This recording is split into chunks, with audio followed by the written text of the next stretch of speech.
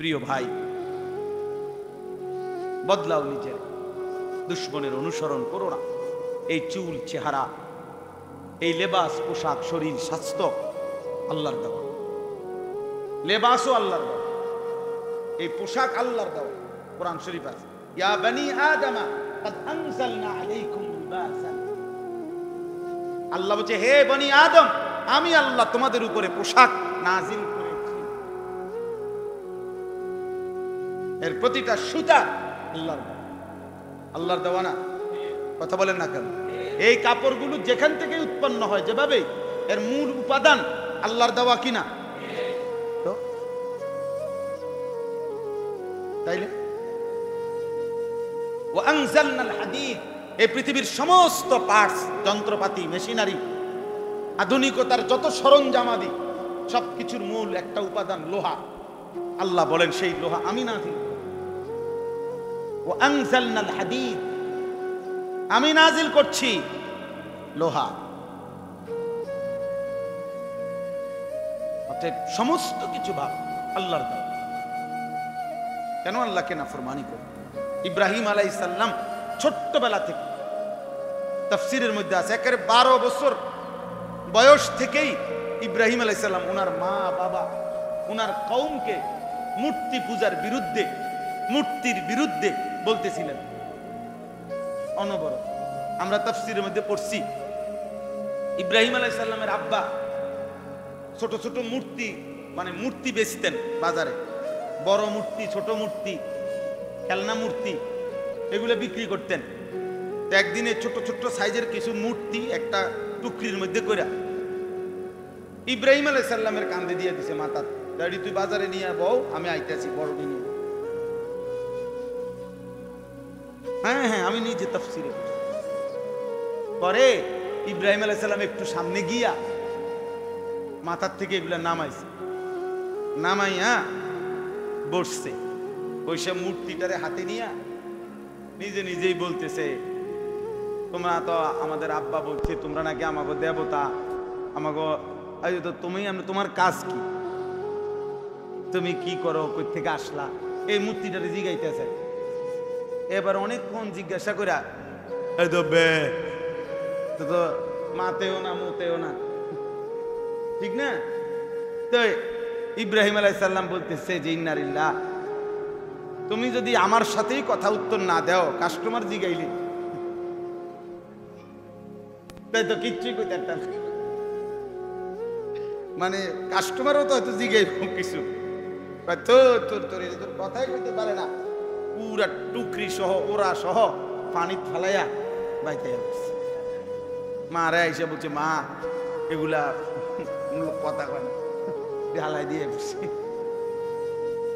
কোরআন শরীফে আছে, কোরআনুল কারীমেও আছে, ইয়া আবাতি লিমা তা'বুদু মা লা ইয়াসমাউ ওয়া লা ইউবসিরু ওয়া লা ইউগনি আনকা শাইআ। ইব্রাহিম আলাইহিস সালাম বললেন, আব্বা এ কেমন মূর্তির পূজা করেন, মা লা ইয়াসমাউ, যে কিছুই শোনে না।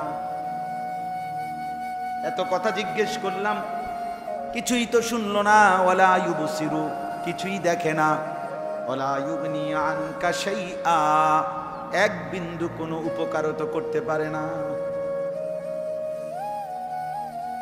এ কেমন মূর্তির পূজা করলেন বাপ? ক্বালা আরাগিবুন আনতা আন আলিহাতি ইয়া ইব্রাহিম। ইব্রাহিম আলাইহিস সালামের আব্বা আজর বললেন, বাবা তুমি বুঝি আমার মূর্তির বিরোধিতা করছো? ছেলেকে বললেন, ছেলে স্পষ্ট শুনে নাও, লা ইল্লাম তানতাহি, যদি তুমি আমার মূর্তির বিরোধিতা ছেড়ে না দাও, লা আরজুমান্নাকা, আমি তোমাকে পাথর মেরে মেরে ফেলবো, ওয়াহজুরনি মালিয়া, এবং ত্যায্য পুত্র করে বাড়ি ছাড়া করব। কোরআনুল কারীমের মধ্যে আছে, ইব্রাহিম আলাইহিস সালাম বলছে, ঠিক আছে আব্বা, সালামুন আলাইকা, আমি আপনার জন্য কল্যাণ কামনা করছি, তবে শুনে নেন, আতাজিলুকুম ওয়া মা তাদউনা মিন দুনিল্লাহ, আমি আপনাকেও ছেড়ে দিলাম, আপনি যে মূর্তির পূজা করেন এগুলোরও ছেড়ে দিলাম, ওয়া আদউ রাব্বি, আমি আমার রব আল্লাহকে একাই ডাক দিলাম। अगरचे बुत हैं जमाअत की आस्तीनों में, मुझे है हुक्म खुदा ला इलाहा इल्लल्लाह।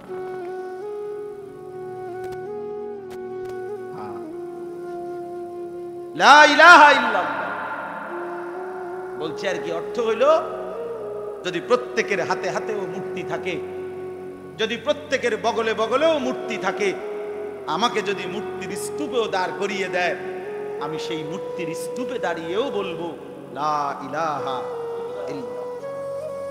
আমি ঈমান, আমি ঈমান। এত অল্প বয়সে যদি দুশমনের কাছে আমাদের সন্তানরা 16 বছর বয়সে যদি এভাবে হেরে যায়, যখন জওয়ানি, যখন কিশোর, যখন নওজোয়ান, যখন চোখ রাঙ্গাইয়া দুশমনের মোকাবেলায় যুদ্ধ করার কথা, ওই সময়ই যদি এত বড় কাপুরুষ হয়, তো এই বয়সে কি চাচার বয়সে বুঝেন নাই? অথচ 14 বছরের কিশোর সবচেয়ে বড় কাফেরের গর্দান বদরের যুদ্ধে নামায় দিছে। সবচেয়ে কম বয়সী যোদ্ধা মুসলমানদের 313 জনের মধ্যে ওই দুই ভাই ছিল সবচেয়ে কম বয়সী, ঠিক না? সবচেয়ে কম বয়সী যোদ্ধা, আর কাফেরদের আবু জাহেল ছিল সেনাপতি, সবচেয়ে বড় কাফের সর্দার, সিনিয়র। তো সিনিয়রের গর্দান সবচেয়ে কম বয়সী যোদ্ধা সোহাইল আছে। তরবারি দিয়া লাখ পাইতেছিল না, দুনুভাই তরবারি দিয়া আবু জাহেলের গর্দান পর্যন্ত কূপ দিবে, যে তরবারি ওই পর্যন্ত ওঠে না, কিতাবে আছে। এখন কি করবে এরা? দুই ভাই বুদ্ধি করে আগে আবু জাহেলের যে ঘোড়াটা, ঘোড়ার 4টা পাও উপায় কেটে গেছে। ঘোড়ার 4টা পায়ে যখন কূপ দিছে, এবার তো পড়ে গেছে। এরপরে উপর্যুপরি যতক্ষণ পারছে ততক্ষণ তলোয়ারের কোপ দিয়া যখন আবু জাহেল অবিহি রামাক, হাদিসে আছে বুখারীর হাদিস, আবু জাহেলের যখন শ্বাস টানতেছে, মানে শেষ, এমনি দম টানে না, এই দমটা, এই সময় দৌড়াইয়া নবীজির কাছে বলছি ইয়া রাসূলুল্লাহ সোহাইলাইছি। বলছে কি সোহাইলাইছ? আবু জাহেল সোহাইলাইছি। নবীজি বলতেছে ইন্না লিল্লাহ, কয় কি? আরে কি ও কয়, বলেন কি কয়? মান ইয়ানজুরু মা সানাআ আবু জাহেল, হাদিসের শব্দ নবীজি বললেন, আরে তোমাদের মধ্যে কে আছো, দেখো না আবু জাহেলের কি হইছে, ওরা কয় কি, দেখো দেখে আসো। মানে নবীজি পর্যন্ত কি করতে পারতেছে না। আরে বলে কি এটা, কথা হইল নাকি? মান ইয়ানজুরু, কে দেখবে তোমাদের মধ্যে, দেখো মা সানাআ আবু জাহেল, আবু জাহেলের কি হলো দেখে আসো। ফাকাম আব্দুল্লাহ ইবনে মাসউদ, আব্দুল্লাহ ইবনে মাসউদ রাদিয়াল্লাহু তাআলা আনহু, তিনি লাভ দিয়ে দাঁড়ায় বলছি ইয়া রাসূলুল্লাহ আমি যাচ্ছি। কিতাবের মধ্যে আছে উনার একটা আলগা আগের একটা জিদ আছে তার উপরে, কারণ মক্কায় একদিন কাবা ঘরের সামনে এই আবু জাহেল আব্দুল্লাহ ইবনে মাসউদকে খুব মারছিল, এত ভীষণ মারা মারছিল যে রক্তাক্ত হয়ে ওনার কানের ভিতর দিয়ে পর্যন্ত রক্ত বের হয়েছিল। এইভাবে মারছিল ওনার, উনি বেঁধে আইজগা বাদ যাই, আজকে যাই তোমার আজকে বুঝলেন, দৌড়াইয়া গেছে, গিয়ে দেখছে বদরের প্রান্তরে আবু জাহেল, এই ওই শব্দটা যে তার শেষ নিঃশ্বাস অবস্থা, মারা যায় নাই কিন্তু শেষ নিঃশ্বাস। হযরত আব্দুল্লাহ ইবনে মাসউদ তার গর্দান এই গলার এখানে পাও দিয়া ধাক্কা দিয়া, পাও দিয়া চাপ দিয়া ধইরা একটা কথা বলছে, লাকাদ আখযাকাল্লাহ ইয়া আদুওয়াল্লাহ, আল্লাহর দুশমন তোরে আল্লাহ আজকে দুইটা অবুঝ বাচ্চা দিয়ে বেইজ্জতি করলো। তো মুসলমানের দুই অবুঝ সন্তান দিয়ে আজকে তোকে আল্লাহ বেইজ্জতি করলো, তো বেইজ্জতি হলি তো। এরপরে কল্লা কাইটা, এরপরে কল্লা কাইটা, এটা এত বড় কল্লা, এটা আলগাইতার না হলে, এরপরে এই মাছের কানে এবং নাকি দিয়ে যে রশি ঢুকাইয়া যেমনি ধরে না, এমনি আগে ধরতো, এই এমনি আবু জাহেলের কানে এবং নাকে রশি ঢুকাইয়া, এরপরে রশি দিয়া বান দিয়া টাইনা টাইনা, এই জন্য লিখছে কিতাবে যে ওই সেই শোধ, তুই যে আমার কানে দিয়ে পর্যন্ত রক্ত বাইর করছিল, আজ আমি তোর কানে সুতা ঢুকাইলাম।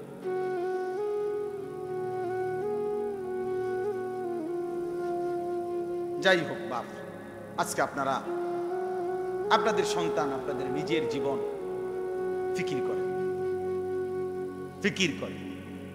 এই একজন মানুষ হলো ভাবেন আসলে কি করতেছে, ছোট্ট করে হলেও হিসাব মিলাইয়া কবরে যান। আপনি, আপনার স্ত্রী, 4টা ছেলে মেয়ে, মানে আমার 4 ছেলে মেয়ে, আমি, আমার বিবি, তাহলে আমরা 6 জন। আমার 6 জনের আমি হিসাব মিলানোর দরকার। আমার বিবির নামাজের কি অবস্থা, আমার বিবির পর্দা পুশিদার কি অবস্থা, আমার 4টা ছেলে মেয়ে, 2 ছেলে 2 মেয়ে, ওদের দিনের কি অবস্থা, ওরা নামাজ পড়ে কি, ওরা আল্লাহ চেনে কি। আজকে আমি মাগরিবের আগে আমার বাচ্চা মেয়ে, ছোট মেয়ে 4 বছরের, পরে ওর জন্য অনেকগুলো খেলনা আনছি। বারবার কইতেছে আব্বু খেলনা, এই বিভিন্ন খেলনা, ট্রাক, ভেকু আছে না প্লাস্টিকের, এডি আনছি আর কি। এবার যাবো এটা আইনা বলছি এটা দেবো, তবে আগে বলো যে দোয়া শিখবো ইনশাল্লাহ। এটা কইলে তো পরে এটা কইছে আর হয়ে গেছে, মানে দায়িত্ব দিয়েছি যে 2টা দোয়া শিখবা, তাইলে আরো আব্বু আরো আইনা বলছি ইনশাল্লাহ শিখবো। আমার একটা জিম্মাদারি। আমার 9 বছরের ছেলে ফজরের নামাজে আমি দাঁড়াই থেকে উঠাইয়া উজু করাই, এরপরে একসাথে বাপ ফুতে মসজিদে নামাজ পড়ে। যতক্ষণ হয় না ওঠে উজু না করে ততক্ষণ আমি দাঁড়াই থাকি। এটা আমার জিম্মাদারি কিনা বলেন না? হুদাকে ওয়াজ করুন, আমার দায়িত্ব, আমার দায়িত্ব। আমার স্ত্রী, আমার ছেলে মেয়ে, তাদের দ্বীনের নজর রাখা, খোদার কসম এটা আমার প্রধান দায়িত্ব। ঘর যদি নাও মিলে ওরা করতে পারে, সোফা যদি আমি করে দিয়ে যাইতে নাও পারি ওরা পারে। আমার আব্বা আমাদের 5 ভাইয়ের জন্য ঘরও করে দেয় নাই, ফার্নিচারও কিচ্ছু কিনে দেয় না, কিচ্ছু না। আমার আব্বার মৃত্যুর পরে আমি কিছুই পাই নাই, ঘর দুয়ার,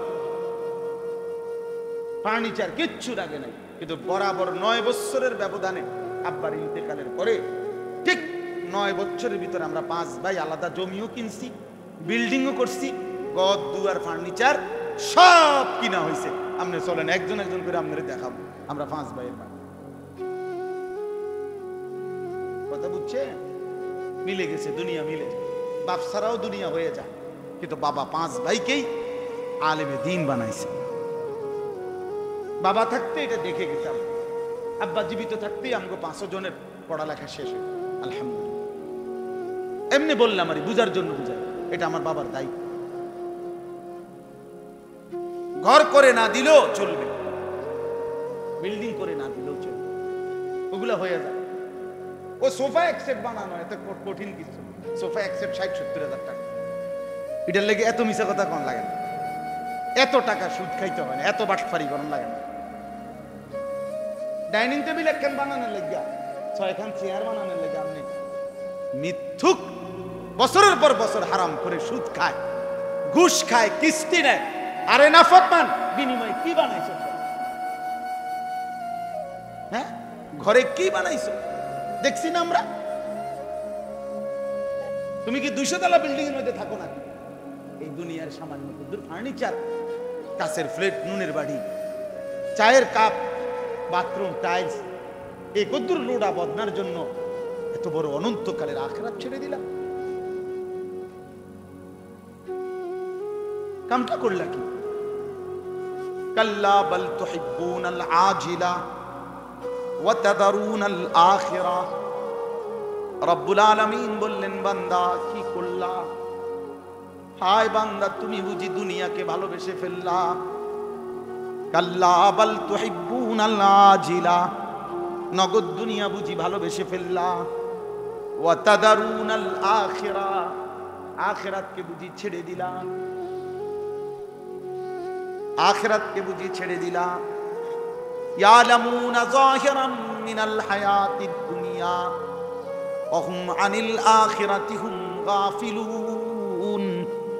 আল্লাহ বলে, বান্দা শোনো না, তুমি তো দেখি খুব দুনিয়া বুঝলা, কিন্তু আখিরাতের ব্যাপারে গাফিল হয়ে রইলা। 70 বছর আগের দলিল বাইর করে লাইছে,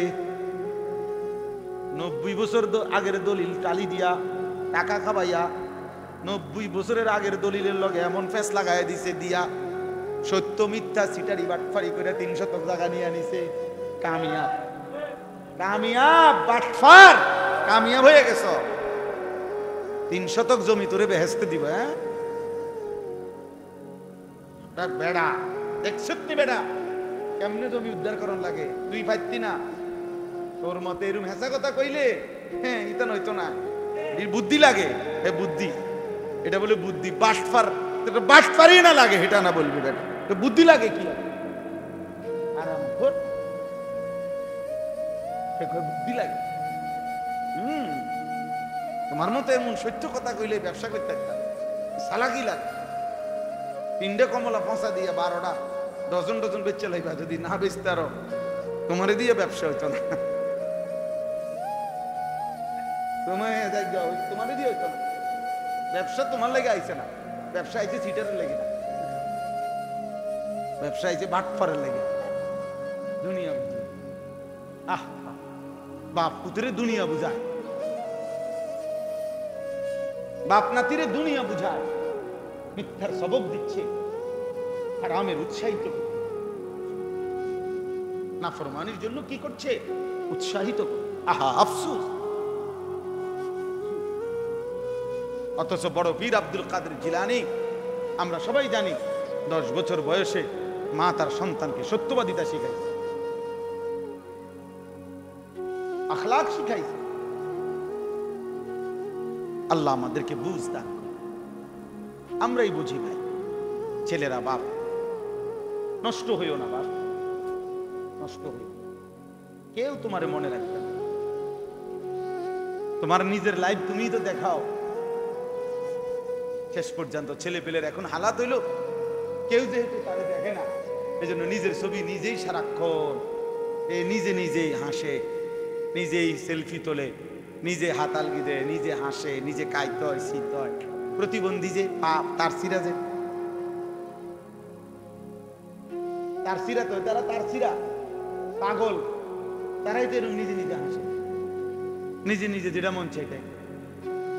আমার তো এই জন্য সবসময় এটা মনে হয়, মোবাইলে যারা সেলফি তোলে নিজের ছবি নিজে উঠে উঠে এরা প্রতিবন্ধী, তার সিরা পাগল, এটা মাতাল ছাড়ার, এটা মাতাল। চুল নিয়ে যারা ব্যস্ত হয়, পুরুষ ছেলে মানে সারাক্ষণ চুলের নিয়ে ফ্যাশন, একটু পর পর চুল ফিরায়, একটু পর পর আয়নাতে দেখে, একটু পর পর ডিজাইন বদলায়, চুলের উপরে সারাক্ষণ পেরেশানি যাদের, এ হাফ লেডিস, অর্ধেক অর্ধেক লেডিস, বাকি অর্ধেক লেডাস। মানে লেডিসের পুরুষবাচক শব্দ আর নিজে বানাই নিচ্ছি, এটা ইংরেজিতে নাই, আমি এটা বানাইছি। লেডিসের সাথে হলো লেডাস, এটা এই পদার্থ। কারণ হলো আপনি যুক্তিতে বুঝবেন, পৃথিবীতে চুল নিয়ে সৌন্দর্য চর্চা এটা নারীর শোভা। সর্বযুগেই নারীর সৌন্দর্য, নারীর শোভা চুলের মধ্যে। নারী এই জন্য চুলের উপরে, পৃথিবীতে যত নারীর চুলের উপরে তেল আছে, পুরুষের এত তেল আছে। নারীর চুল আশ্রাইবার জন্য যত আইটেমের চিরুনি আছে, পুরুষের জন্য এত চিরুনি আছে। বুঝা গেল চুল নিয়ে খুব সৌন্দর্য চর্চা করা, ব্যস্ত থাকা, এটা কার শোভা? নারীর শোভা। তো তোরে যেহেতু দুশ্মনে চুলের উপরে ব্যস্ত করে দিলে, তোরে হাফ লেডিস বানাবে, আর কিছুদিন চেষ্টা করলে ফুল লেডিস হয়ে যাবে, অথবা কমপক্ষে ট্রান্সজেন্ডার হওয়া যাবে। এটারও তো প্রচারণা চলতেছে, ঠিক না? ট্রান্সজেন্ডার মানে ঘুমাইছিল জায়গা ওইটা বলতেছে, এখন আমার মনে হইতেছে আমি তো ছিলাম 15 বছর ছেলে, এখন আমার কাছে কেন জানি মনে হচ্ছে আমি মেয়ে। আর ওই ইউরোপের বেঈমানরা ওরা বলে দিছে, হ্যাঁ যদি তোমার মনে হয় তুমি মেয়ে তাহলে তুমি মেয়ে। কত বড় নৃশংস, অসভ্য, নিকৃষ্ট। এই বাংলাদেশে যে জাতিসংঘের মানবাধিকার কমিশনের নামে যে অফিস আনতে চাচ্ছে, এখানে যেই কর্মকর্তাকে আনতে চাচ্ছে, সে এরকম একজন পুরুষ যে যারা পৃথিবীতে সমকামী, যারা পৃথিবীতে সমকামিতা প্রচার করে, পুরুষে পুরুষে, নারী নারী স্বাভাবিক সম্পর্ক করবে, বৈবাহিক সম্পর্কের মতো, নাউযুবিল্লাহ। সে এমন একজন পরেই বাংলাদেশে আনতে চাচ্ছে বা বারবার ওলামায়ে গ্রামের আশেপাশে সবার বিয়ের মধ্যেই গান বাদ্য ঢোল তবলা নারী পুরুষ এক লগে খাওয়ায়, আর আমি আর আলগা প্যান্ডেল করে ভিডিওতে লেগে কে যায় এত ঝামেলা করতে, বাতে না দুগা খাইব বেডিত মানুষ খাইয়া আবার যাইব দেও এক লগে বয়েলা। মানে কি কাপুরুষ মানুষের কারণে হাল ছেড়ে দিছে, নিজের আখিরাত বরবাদ করে দিছে। অথচ যদি অ্যাক্সিডেন্টের মুহূর্তে এমন হইতো যে 50 জন যাত্রীর মধ্যে 49 জনই মারা গেছে, কিন্তু উনি যদি বুঝতে আমি একা হলেও বাঁচতে পারবো বাইরেটার মধ্যে, তাহলে তো উনি নিশ্চয়ই চেষ্টা করবে না বাইরে হওয়ার। কথা বলেন, একটা বাসে অ্যাক্সিডেন্ট হয়েছে, এখন 49 জনই মনে করেন আহত বা মারা গেছে, একজন লোক বুঝতেছে যে আমি এখনো মরি নাই, আমি বের হইতে পারবো, এখন উনি কি বলবে, না আমি কি লেগার বাইরে, 10-এর যেই গতি আমারও সেই গতি, এটাই তো বলবে, ঠিক না? কি করবে সে একা হলেই কি করবে? এইটাই এখানেও কি এটাই, আখিরাতের বেলায়ও কি এটাই, যে আমি বলছি রাত দিন সবাই, আমি ডাকছি স্ত্রী সন্তান ছেলে মেয়ে দেশবাসী মহল্লাবাসী, কিন্তু কেউ শুনলো না। আমার সবটুকু চেষ্টার পরেও ঠিক আছে, কিন্তু তবুও আমি নিজের ঈমান, নিজের আমল, নিজের আখিরাত ছাড়া যাবে। কোরআনুল কারীমের মধ্যে আছে নবীগণ বলতেন যে হে আমার জাতি, তোমাদেরকে শিরিক থেকে কুফর থেকে বারবার আমি ফেরাইতে চাচ্ছি, তবে শোনো যদি তোমরা কেউ না ফেরো তবুও শুনে নাও, ওমা আনা মিনাল মুশরিকিন, আমি মুশরিকদের অন্তর্ভুক্ত হব না,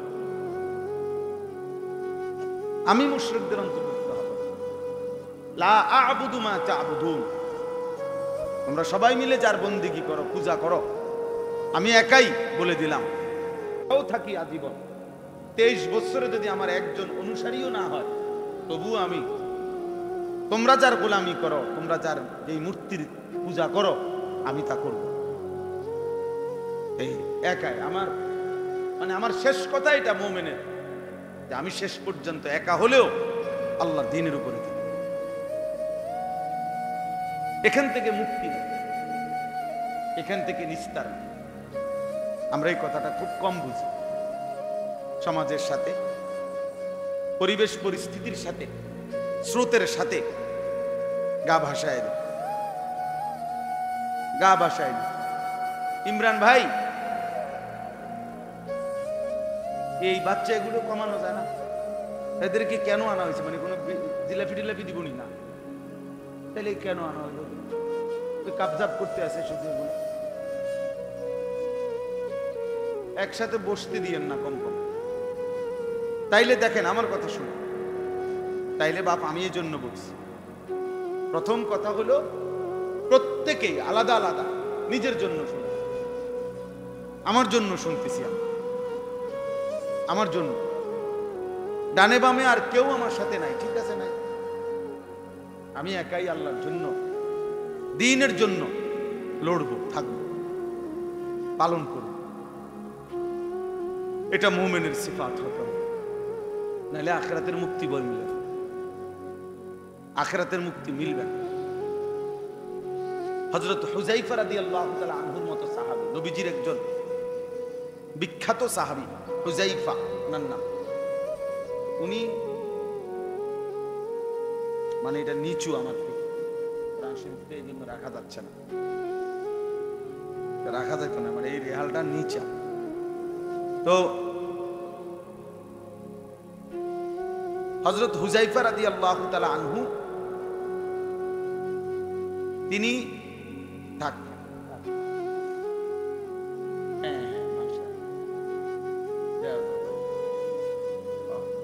ওইটা দেন।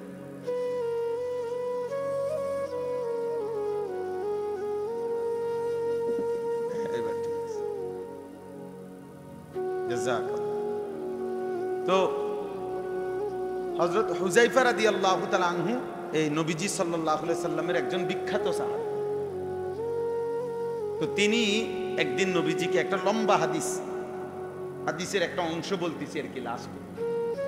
তিনি নবীজিকে একদিন এই কথার প্রসঙ্গে অনেকগুলো প্রশ্ন করছে, ফিতনা মুসিবতের সময় কেমনে চলবে এগুলোর উপরে বিস্তারিত জানতে চাইছে। তো বলতে বলতে এক পর্যায়ে নবীজিকে একটা শেষ কথা বলছে যে, ইয়া রাসূলুল্লাহ, যদি চারিদিকে ফিতনা ঈমানের উপরে, ইসলামের উপরে এত বেশি মাত্রায় ছড়িয়ে পড়ে যে আমি চলার পথে, আল্লাহর পথে চলতে গিয়ে আমার সাথে আর কাউকে পেলাম না, তখন আমি একা কি করব, আমার করণীয় কি? তখন হাদিসে আছে নবী সাল্লাল্লাহু আলাইহি ওয়াসাল্লাম বলছেন, ফাতাজিলিল ফিরাকা কুল্লাহা, সব দল সব মত ছেড়ে দাও, সবগুলো তুমি বাদ দাও। আর তুমি কি করবা? ওয়ালাউ আনতা আদদা বিআসলি শাজারাতিন, প্রয়োজনে তুমি একাই গাছের শিকড় গোড়ালি এই মাড়ির ভেতরের দাঁত দিয়া কামড়াইয়া ধরে, আটকাইয়া ধরে হলেও আল্লাহর দ্বীনের উপরে একাই টিকে থাকে। এটা জরুরি বিষয়। এই সমাজে আজকে আমাদের অনেক কষ্ট হইতেছে, এক একটা মাদ্রাসার ছাত্ররে ধরে রাখতে জান প্রাণ কষ্ট হইতেছে।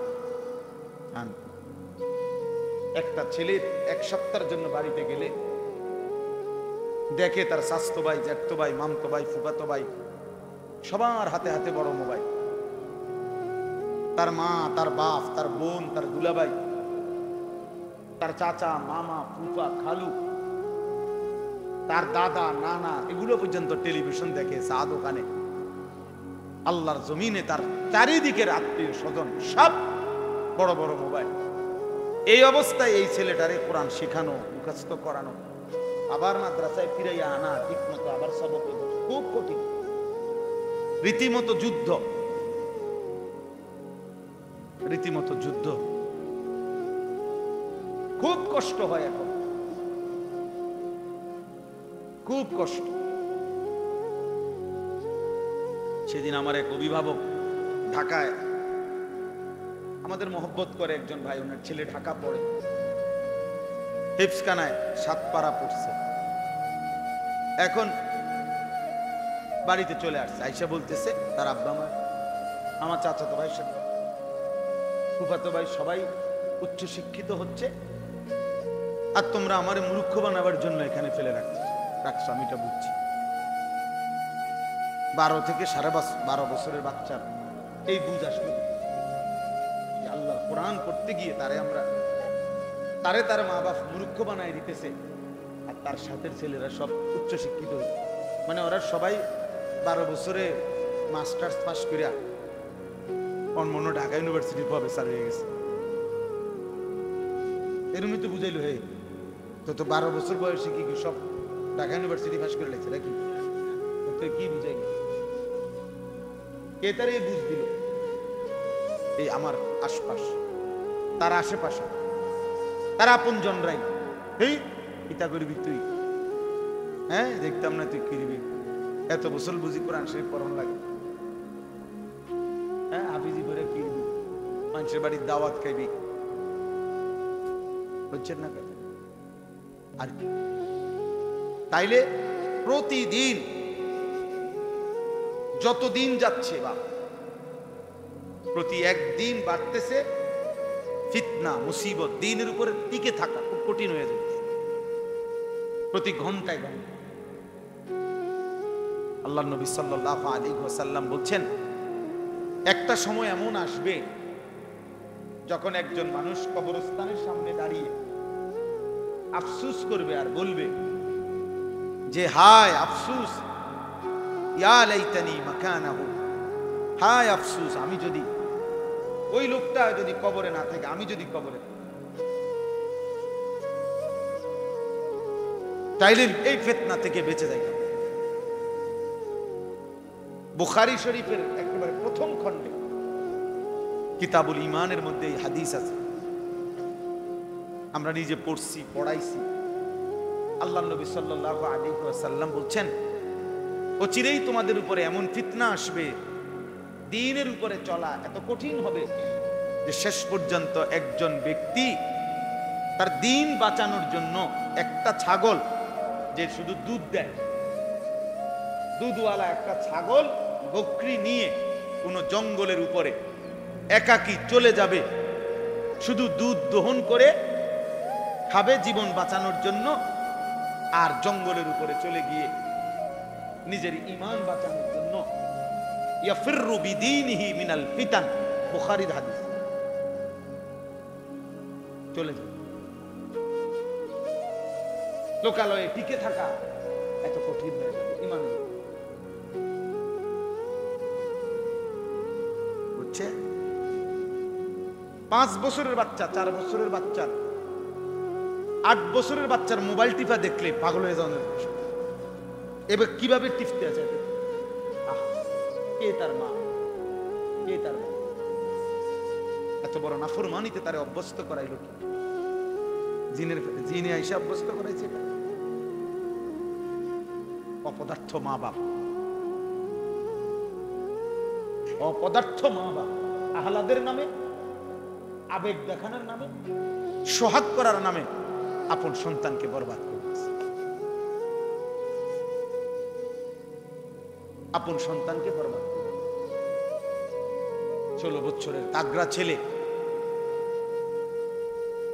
প্রতিদিন আপন ঘরেই ঘুমায়, খোদার 365 দিনে কোনদিন ফজরের নামাজ পড়ে। আর এই অপদার্থ মা বাপ নামের এই অথর্ব দুইটা তাদের চোখের সামনে এই নাফরমান প্রতিদিন 8টা-9টা বাজে ঘুম থেকে উঠে, আর ওরা ওরেই নাস্তা খায়, ওর জন্যই বিল্ডিং করতেছে, ওর জন্যই জমি কিনতেছে, ওর জন্যই মাথার ঘাম পায়ে ফেলে টাকা রোজগার। এই অপদার্থের জন্য যে সারা রাত হয় মোবাইলে নারীর ছবি দেখছে, উলঙ্গ দৃশ্য দেখছে, এখন ঘুমায় আছে জানোয়ারের মতো, উঠবে 9টা কিংবা 10টা বাজে। আর এই অপদার্থের জন্য হইতে বেড়া আজকে 12 বছর বিদেশ করে, এদের গাম ভাইয়া একটা টাকার জন্য, একটা রিয়ালের জন্য বেচারা কঠোর রৌদ্রে, আরবের মরুভূমিতে, আরবের গরমে একটা টাকা কষ্ট করে কামাই রেখে এই হাইওয়ান।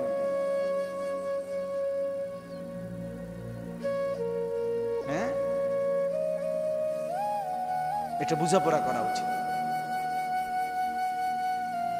এটা বুঝাপড়া করা উচিত। আল্লাহর নবী সাল্লাল্লাহু আলাইহি ওয়াসাল্লাম একদিন মদিনায় একটা পাহাড়ের একটু উঁচা জায়গায়, টিলা, ওখানে উঠে, মানে এরকম জায়গাতে উঠছেন যে এখন মদিনার সব ঘর বাড়ি দেখা যায়।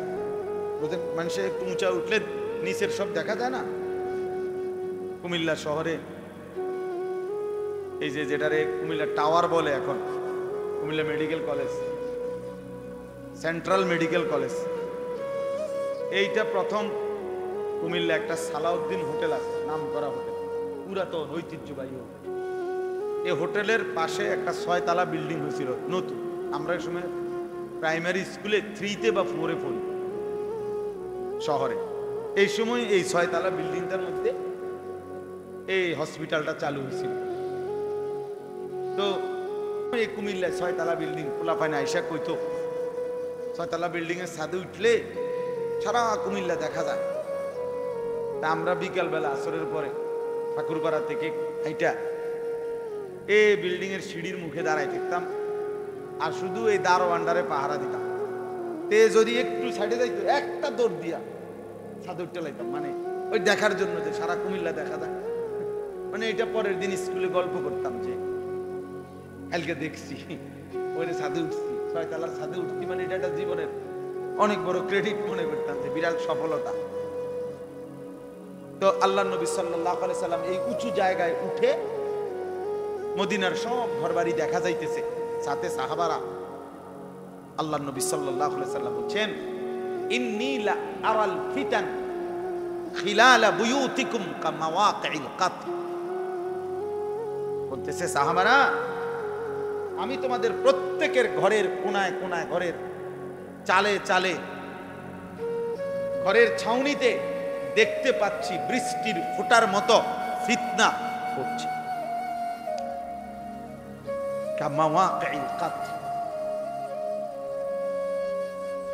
বৃষ্টির ফোঁটার মতো।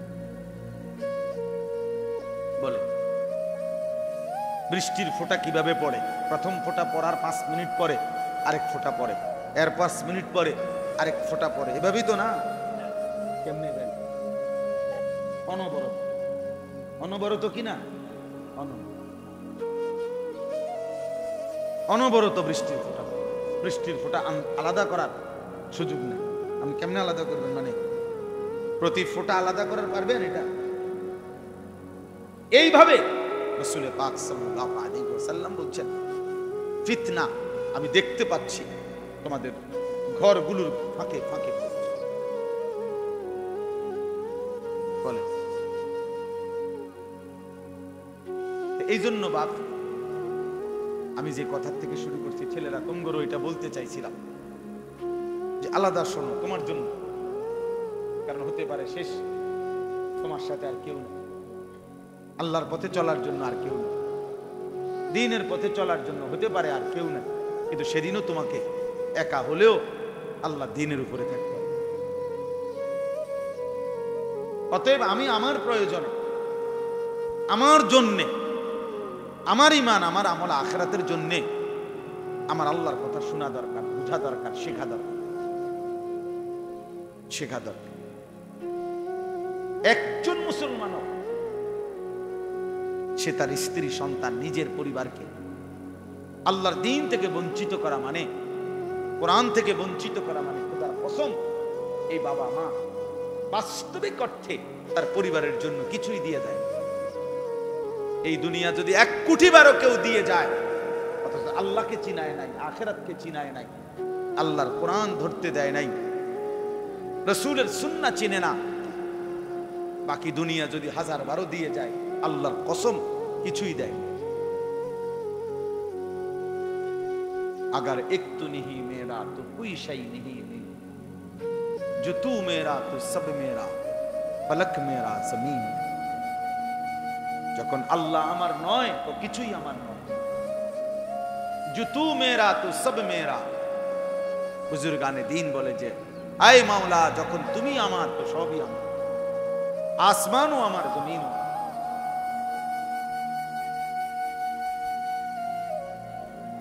বড় পীর আব্দুল কাদের জিলানী রাহমাতুল্লাহ আলাইহি একবার বাগদাদের বাদশাকে বলছিলেন, বাদশাহ তুমি আমারে সম্পদের লোভ দেখাইও না, তুমি আমারে মালের লোভ দেখাইও না, তোমার কাছে তো আছে মাল, আর আমার এই কলিজার ভিতরে আছে রব্বুল মাল।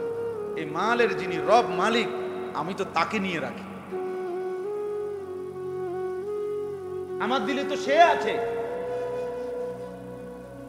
তুমি তো দুনিয়া নিছো, আমি তো রব্বুদ দুনিয়া ওয়াল আখিরা, দুনিয়া আখিরাতের যিনি রব, সে তো আমার কলিজায়। আমি তোমার চাইতে বড় ধনী, আমি তো তোমার চাইতে বড় ধনী। হ্যাঁ, এজন্য আল্লাহকে নিয়ে থাকা, আখিরাতকে নিয়ে থাকা, এটা এক মানুষের জীবনের মূল পরিচয়। ওই মানুষ যে আখিরাত চেনে, যে সেজদা চেনে, যে গোলামি চেনে, যে তার মালিক চেনে, মালিকের সাথে যার সম্পর্ক নাই তো সে মানুষ, ওই জানোয়ার। রবের সাথে যার সম্পর্ক নাই, ওই জানো, ও চতুষ্পদ জন্তু, ও গরু, ছাগল, কুকুর, বিড়াল, হাইওয়ান। এজন্য কিতাবের মধ্যে আছে, পৃথিবীর সমস্ত কাফের শুকরের চাইতে নিকৃষ্ট। এটা কিতাবের কথা। প্রত্যেক কাফের, পরে কে কি বলবো সেটা পরের খবর, এটাই সত্য। আল্লাহ তাআলা কোরআনে বলছে, ইন্নামাল মুশরিকুনা নাজাস, সমস্ত মুশরিক নাজাসুন, না পাক। পাউডারের বালতির মধ্যেও যদি চুবায়, তারে যদি পেয়ারের লাভলির বালতিতেও কি করে চুবায়, তারে যদি লাক্স সাবানের বালতির মধ্যেও যদি কি করে তারে চুবানি দেয়, তারপরও সে কি না পাক। আল্লাহ বলছে ইন্নামাল মুশরিকুনা নাজাস। অতএব ওই নাপাকের অনুসরণকারী ওই পাক হবে কেন? মুসলমানের সন্তান তোমাদের যাদের চুল ওই বেঈমানের মতো, তুমি নাপাক না তো পাক হইবা? অপদার্থ কাপুরুষ বেটা। ইহুদির চুল পছন্দ করলি, তোর ভিতরে কোন মুসলমানের কি আছে? এক নাস্তিক, এক মুরতাদ, এক জন্ম নাই, বংশ নাই, পরিচয় নাই। এই যতগুলো চুল ডানে বামে সামনে, এই বাহারি যে চুল, এগুলো ফ্যাশনেবল এই চুল, এগুলার যতজনের অনুসরণ করে একটারও কোনো জন্ম বংশ নাই। আমি চ্যালেঞ্জ করলাম, একদম এখন চ্যালেঞ্জ করলাম, একটারও কোনো বংশের কোনো পরিচয়, ওদের জন্মের কোনো ঠিকানা নেই। তাহলে বেটা জারজ যদি কোনো মানুষ হয়, কোন মানুষ যদি অবৈধ সন্তান হয়, তার আখলাক গ্রহণ করার দ্বারা, তার চাল চলন বেশভূষা গ্রহণ করার দ্বারা তুই নাফরমানের ভিতরে কি আসবে? জোনায়েদ বাগদাদির মেজাজ আসবে নাকি? বাইজিদ বুস্তামির মেজাজ আসবে? বুঝো না? বুঝো না?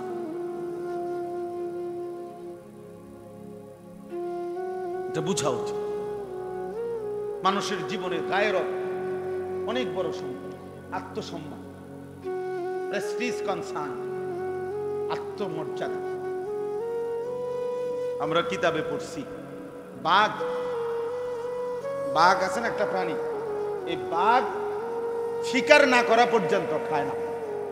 ফেলে রাখা উচ্ছিষ্ট, অন্য কোনো কারো ফেলে রাখা গোশত ও বাঘ খায় না। জঙ্গলের বাঘ যতক্ষণ নিজে শিকার না করে, প্রয়োজনে সে ক্ষুধার্ত অবস্থায় লম্বা সময় পার করবে, কিন্তু সে খাবে না। কিন্তু কুত্তার স্বভাব, যে কোনো উচ্ছিষ্ট যেখানে যা পায় সবটাতে মুখ দেয় না, এটা কুকুরের খাসিয়ত। এই জন্য আল্লাহ তাআলা কোরআনে বলছে, মনের ইচ্ছা মতো যখন যা ভাল লাগে তাই যে করে, তার আখলাক, খোদার কসম কোরআনে আছে, ফামাসালুহু কামাসালিল কালব। কালব অর্থ কি? তার উদাহরণ কুকুরের। ওই চরিত্র কুত্তার চরিত্র, যার নিজস্ব কোনো স্বাতন্ত্রতা নাই, নিজস্ব কোনো ব্যক্তিত্ব নেই, নিজস্ব কোনো উসওয়া, আদর্শ, মডেল যার কাছে নেই। যখন আমার যা ভাল লাগে তাই আমি, যে মাসে যেটা ভাল লাগে, যে ঈদে যেটা ভাল লাগে, যখন যারটা দেখে যেটা ভাল লাগে। গত মাসে এই কাটিং, এই মাসে আরেক কাটিং, গত মাসে চিবা প্যান্ট, এই মাসে মোটা প্যান্ট, পরের মাসে মারলক প্যান্ট, এরপরের মাসে হাফ প্যান্ট, যখন যেটা ভাল লাগে। এই তো বেগায়রত মানুষ ভাইয়া, বুঝতে শিখো। প্রিয় ভাই, নিজেকে কমপক্ষে নিজেরে ছোট করো না। নিজের আত্মসম্মান, আত্মমর্যাদা, বাঘের মতো হও, কুকুরের মতো, সিংহের মতো হও, কুকুরের মতো। এই পৃথিবীতে মানুষ কোনোদিনও কাউকে কুকুরের সাথে উদাহরণ, দৃষ্টান্ত দেয় না, বাঘের সাথে দেয়। বাঘের বাচ্চা বলে না, সিংহের বাচ্চা। বুঝা গেছে, উদাহরণ দিতে গেল মানুষ এটা কি বলে, একটা বাঘের বাচ্চা। বাঘের বাচ্চা কারে মে মে করে যে না, বে করি না বেটা, কাপুরুষকে বলে।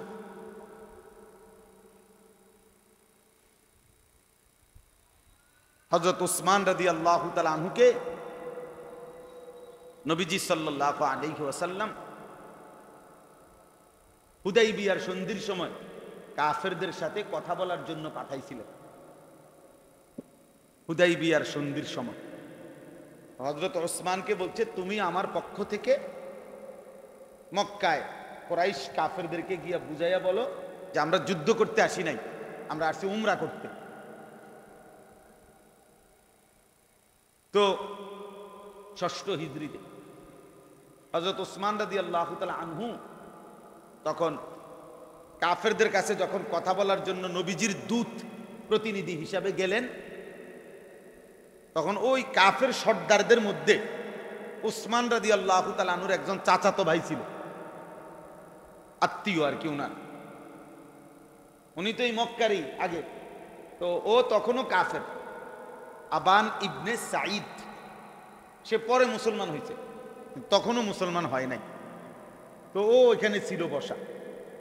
সে উসমান রাদিয়াল্লাহু তাআলা আনহু যখন আসছে কথা বলার জন্য, উসমান রাদিয়াল্লাহু তাআলা আনহুর দিকে তাকাইয়া আগে বাড়ছে, মানে আগে উঠতে আগাইয়া গেছে আর কি, উসমানের সামনে গেছে, একা সামনে আগাইয়া তার কাছে কাছে গিয়ে বলছে, উসমান তুমি এটা কি পড়লা, লুঙ্গি ইজার, তোমার লুঙ্গিটা এমন কেন? বলতেছে মানে কি হয়েছে?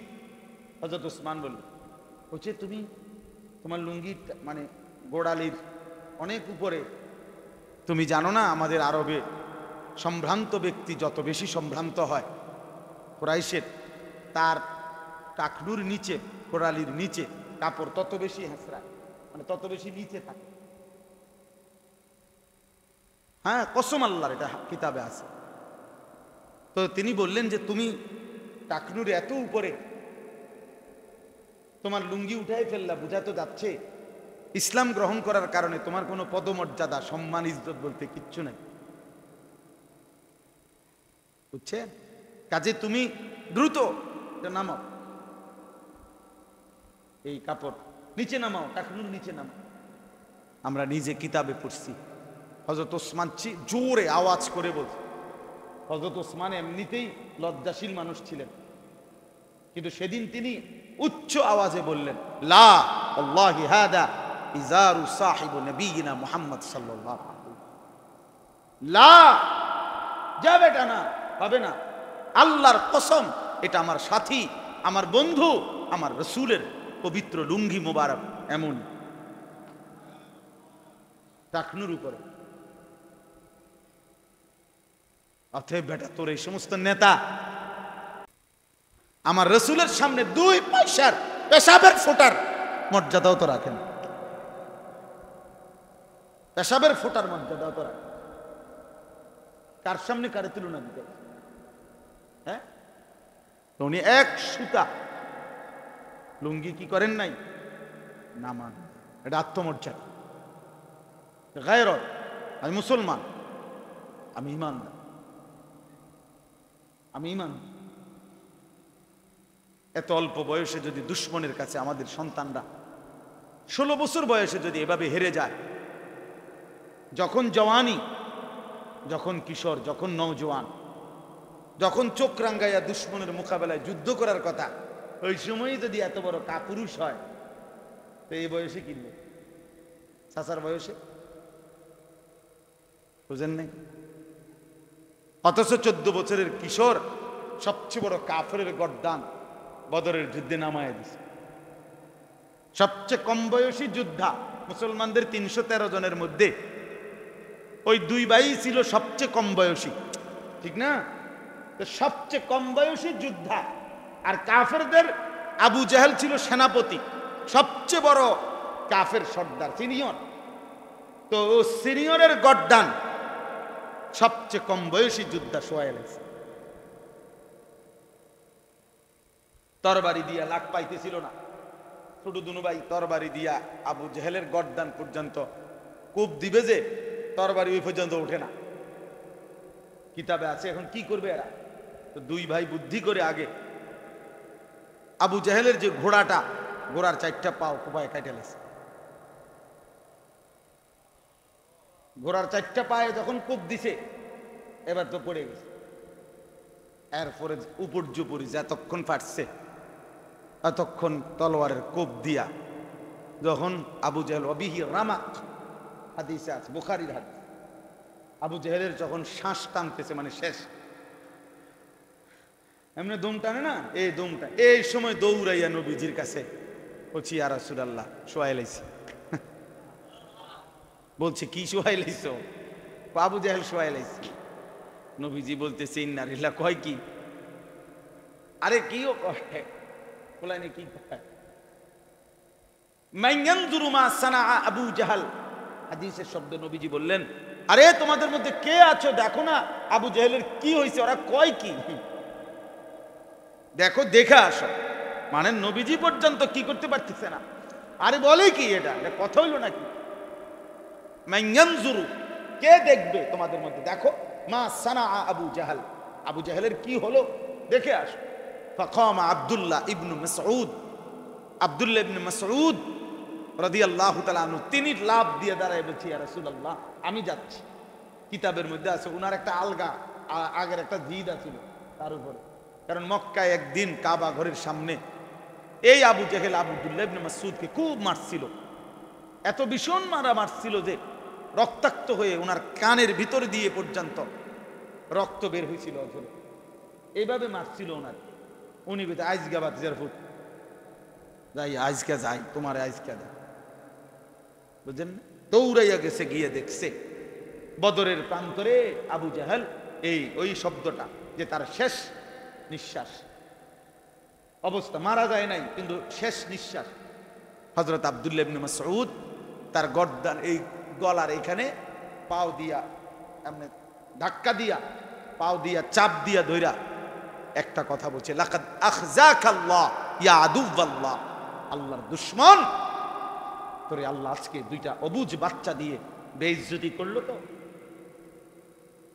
মুসলমানের দুই অবুঝ সন্তান দিয়ে আজকে তোকে আল্লাহ বেইজ্জতি করলো। তো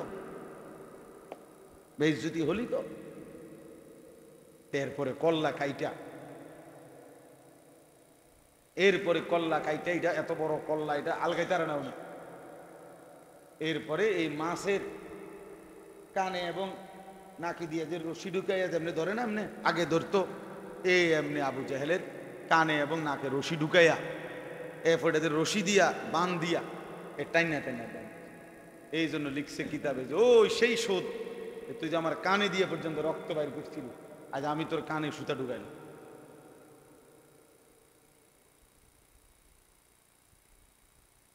যাই হোক বাপ, আজকে আপনারা আপনাদের সন্তান, আপনাদের নিজের জীবন ফিকির করেন, ফিকির করেন। এই একজন মানুষ হলো ভাবেন আসলে কি করতেছেন, ছোট্ট করে হলেও হিসাব মিলাইয়া কবরে যান। আপনি, আপনার স্ত্রী, চারটা ছেলে মেয়ে, মানে আমার 4 ছেলে মেয়ে, আমি, আমার বিবি, তাহলে আমরা 6 জন। আমার 6 জনের আমার হিসাব মিলানোর দরকার। আমার বিবির নামাজের কি অবস্থা, আমার বিবির পর্দা পুশিদার কি অবস্থা, আমার 4টা ছেলে মেয়ে, 2 ছেলে 2 মেয়ে, ওদের দিনের কি অবস্থা, ওরা নামাজ পড়ে কি, ওরা আল্লাহ চেনে কি। আজকে আমি মাগরিবের আগে আমার বাচ্চা মেয়ে, ছোট মেয়ে 4 বছরের, ওর জন্য অনেকগুলো খেলনা আনছি। বারবার কইতেছে আব্বু খেলনা আনতাম, এই বিভিন্ন খেলনা, ট্রাক, ভেকু আছে না প্লাস্টিকের, এডি আনছি আর কি। এই বলছি আব্বু এটা আইনা, বলছি এটা দেবো, তবে আগে বলো যে দোয়া শিখবো ইনশাল্লাহ। এটা এটা কইলে তো পরে এটা কইছে আর কয়ে করে গেছে, মানে দায়িত্ব দিয়েছি যে 2টা দোয়া শিখবা, তাইলে এগুলো দিন, আরো আব্বু আরো আইনা দিন। তো বলছি ইনশাআল্লাহ, মানে শিখবো, আমার একটা জিম্মাদারি। আমার 9 বছরের ছেলে ফজরের নামাজে আমি দাঁড়াই থেকে উঠাইয়া উজু করাই, এরপরে একসাথে বাপসুতে মসজিদে যায় নামাজ। যতক্ষণ হয় না ওঠে উজু না করে, তো এতক্ষণ আমি দাঁড়াইয়া থাকি। এটা আমার জিম্মাদারি কিনা বলেন না? হুদা গেল ওয়াজ করুন, আমার দায়িত্ব, আর আমার দায়িত্ব। আমার স্ত্রী, আমার ছেলে মেয়ে, তাদের দ্বীনের নজর রাখা, খোদার কসম এটা আমার প্রধান দায়িত্ব। ঘর যদি নাও মিলে ওরা করতে পারে, সোফা যদি আমি করে দিয়ে যাইতে নাও পারি ওরা পারে। আমার আব্বা আমাদের 5 ভাইয়ের জন্য ঘরও করে দেয় নাই, ফার্নিচারও কিচ্ছু কিনে দেয় না, কিচ্ছু না। আমার আব্বার মৃত্যুর পরে আমি কিছুই পাই নাই, ঘর দুয়ার, ফার্নিচার কিচ্ছু লাগে নাই। কিন্তু বরাবর 9 বছরের ব্যবধানে আব্বার ইন্তেকালের পরে ঠিক 9 বছরের ভিতরে আমরা 5 ভাই আলাদা জমিও কিনছি, বিল্ডিংও করছি, ঘর দুয়ার ফার্নিচার সব কিনা হয়েছে। আপনি চলেন, একজন একজন করে আপনারা দেখাবো, আমরা 5 ভাইয়ের মা। কথা বুঝছেন? মিলে গেছে, দুনিয়া মিলে যায়, বাপ ছাড়াও দুনিয়া হয়ে যায়, কিন্তু বাবা 5 ভাইকেই আলেমে দিন বানাইছে। বাবা থাকতে এটা দেখে গেছে আমরা, আব্বা জীবিত থাকতেই আমাকে 5 জনের পড়ালেখা শেষ হয়েছে আলহামদুলিল্লাহ। এমনি বললাম আর বুঝার জন্য বুঝাই, এটা আমার বাবার দায়িত্ব। ঘর করে না দিলেও চলবে, বিল্ডিং করে না দিলেও চলবে, ওগুলা হয়ে যায়। ও সোফা এক সেট বানানো এত কঠিন কিছু, সোফা এক সেট 60-70 হাজার টাকা, এটার লেগে এত মিশা কথা কোন লাগে না, এত টাকা সুদ খাইতে হয় না, এত বাটফারি করেন লাগে না। ডাইনিং টেবিল একখান বানানোর লেগা 6খান চেয়ার বানানোর লেগে আপনি মিথ্যুক বছরের পর বছর হারাম করে সুদ খায়, ঘুষ খায়, কিস্তি নেয়, আরে নাফরমান, বিনিময়ে কি বানাইছ? হ্যাঁ, ঘরে কি বানাইছ দেখছি না আমরা। তুমি কি 200 তলা বিল্ডিং এর মধ্যে থাকো নাকি? এই দুনিয়ার সামান্য কুদুর ফার্নিচার, কাছের প্লেট, নুনের বাড়ি, চায়ের কাপ, বাথরুম টাইলস, এই কদ্দুর লোডা বদনার জন্য এত বড় অনন্তকালের আখিরাত ছেড়ে দিলা। কামটা করলা কি? কাল্লা বাল তুহিব্বুনাল আজিলা ওয়া তাদারুনাল আখিরা। রব্বুল আলামিন বললেন, বান্দা কি করলা?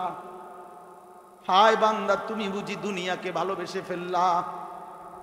কাল্লা বাল তুহিব্বুনাল আজিলা, নগদ দুনিয়া বুঝি ভালোবেসে ফেললা। ওয়া তাদারুনাল আখিরা, আখিরাতকে বুঝি ছেড়ে দিলা, আখিরাতকে বুঝি ছেড়ে দিলা। ইয়ালামুনা যাহিরাম মিনাল হায়াতিদ দুনিয়া ওয়া হুম আনিল আখিরাতি হুম গাফিলুন। আল্লাহ বলে, বান্দা শোনো না, তুমি তো দেখি খুব দুনিয়া বুঝলা, কিন্তু আখিরাতের ব্যাপারে গাফিল হয়ে রইলা। 70 বছর আগের দলিল বাইর করে লাইছে, 90 বছর আগের দলিল টালি দিয়া টাকা খাবাইয়া 90 বছরের আগের দলিলের লগে এমন ফেস লাগাই দিছে দিয়া, সত্য মিথ্যা সিটারি বাটফারি করে 3 শতক জায়গা নিয়ে আনিছে। কামিয়াব, কামিয়াব বাটফার, কামিয়াব হয়ে গেছ। 3 শতক জমি তোরে বেহেস্তে দিব। হ্যাঁ বেড়া দেখছত নি? বেড়া কেমনে জমি উদ্ধার করন লাগে, তুই পাইতি না? তোর মতে এরম হেসা কথা কইলে হ্যাঁ ইতা নইতো না, বুদ্ধি লাগে। হ্যাঁ বুদ্ধি, এটা বলে বুদ্ধি। বাটফার, বাটফারি না লাগে এটা না বলবি বেটা, বুদ্ধি লাগে কি আরাম খোর, সে বুদ্ধি লাগে। তোমার মতো এমন সত্য কথা কইলে ব্যবসা করতে একটা সালাকি লাগে।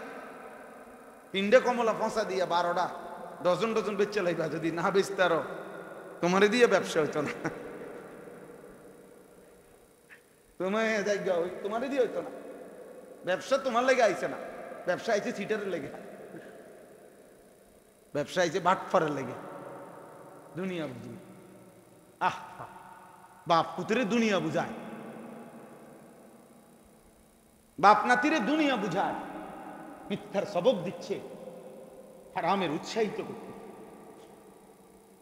নাফরমানির জন্য কি করছে? উৎসাহিত করছে। আহা আফসুস, আফসুস। অথচ বড় পীর আব্দুল কাদের জিলানী, আমরা সবাই জানি, 10 বছর বয়সে মা তার সন্তানকে সত্যবাদিতা শিখাইছে, আখলাক শিখাইছে। আল্লাহ আমাদেরকে বুঝ দান করে, আমরাই বুঝি ভাই। ছেলেরা, বাপ নষ্ট হইও না, বাপ নষ্ট হইও না। কেউ তোমারে মনে রাখবে না, তোমার নিজের লাইফ তুমিই তো দেখাও। শেষ পর্যন্ত ছেলে পেলের এখন হালাত হইল, কেউ যেহেতু তারে দেখে না, এই জন্য নিজের ছবি নিজেই সারাক্ষণ নিজে নিজেই হাসে, নিজেই সেলফি তোলে, নিজে হাতালগি দেয়, নিজে হাসে, নিজে কাইত হয়, শীত হয়। প্রতিবন্ধী যে তার সিরা, যে তার সিরা, তো তারা তার সিরা পাগল, তারাই তো এরকম নিজে নিজে হাসে, নিজে নিজে যেটা মন চাই। আমার তো এই জন্য সবসময় এটা মনে হয়, মোবাইলে যারা সেলফি তোলে, নিজের ছবি নিজে উঠে উঠে এরা প্রতিবন্ধী, তার সিরা পাগল, এটা মাতাল ছাড়া আর কিছু, এটা মাতাল। চুল নিয়ে যারা ব্যস্ত হয়, পুরুষ ছেলে, মানে সারাক্ষণ চুলের নিয়ে ফ্যাশন, একটু পর পর চুল ফিরায়, একটু পর পর আয়নাতে দেখে, একটু পর পর ডিজাইন বদলায়, চুলের উপরে সারাক্ষণ পেরেশানি যাদের, এই হাফ লেডিস, অর্ধেক অর্ধেক লেডিস, বাকি অর্ধেক লেডাস। মানে লেডিসের পুরুষবাচক শব্দ আর নিজে বানাই নিছি, এটা ইংরেজি শব্দ, এটা ইংরেজিতে নাই, আমি এটা বানাইছি। লেডিসের সাথে হলো লেডাস, এটা এই পদার্থ। কারণ হলো আপনি যুক্তিতে বুঝবেন, পৃথিবীতে চুল নিয়ে সৌন্দর্য চর্চা এটা নারীর শোভা। সর্বযুগেই নারীর সৌন্দর্য, নারীর শোভা চুলের মধ্যে। নারী এই জন্য চুলের উপরে, পৃথিবীতে যত নারীর চুলের উপরে তেল আছে, পুরুষের এত তেল আছে, নারীর চুল আশ্রাইবার জন্য যত আইটেমের চিরুনি আছে, পুরুষের জন্য এত চিরুনি আছে। বোঝা গেল চুল নিয়ে খুব সৌন্দর্য চর্চা করা, ব্যস্ত থাকা, এটা কার শোভা? নারীর শোভা। তো তোরে যেহেতু দুশ্মনে চুলের উপরে ব্যস্ত করে দিলে, তোরে হাফ লেডিস বানাবে, আর কিছুদিন চেষ্টা করলে ফুল লেডিস হয়ে যাবে, অথবা কমপক্ষে ট্রান্সজেন্ডার হওয়া যাবে। এটারও তো প্রচারণা চলতেছে, ঠিক না? হ্যাঁ, ট্রান্সজেন্ডার মানে ঘুমাইছিল জায়গা ওইটা বলতেছে, এখন আমার মনে হইতেছে আমি তো ছিলাম 15 বছর ছেলে, এখন আমার কাছে কেন জানি মনে হচ্ছে আমি মেয়ে।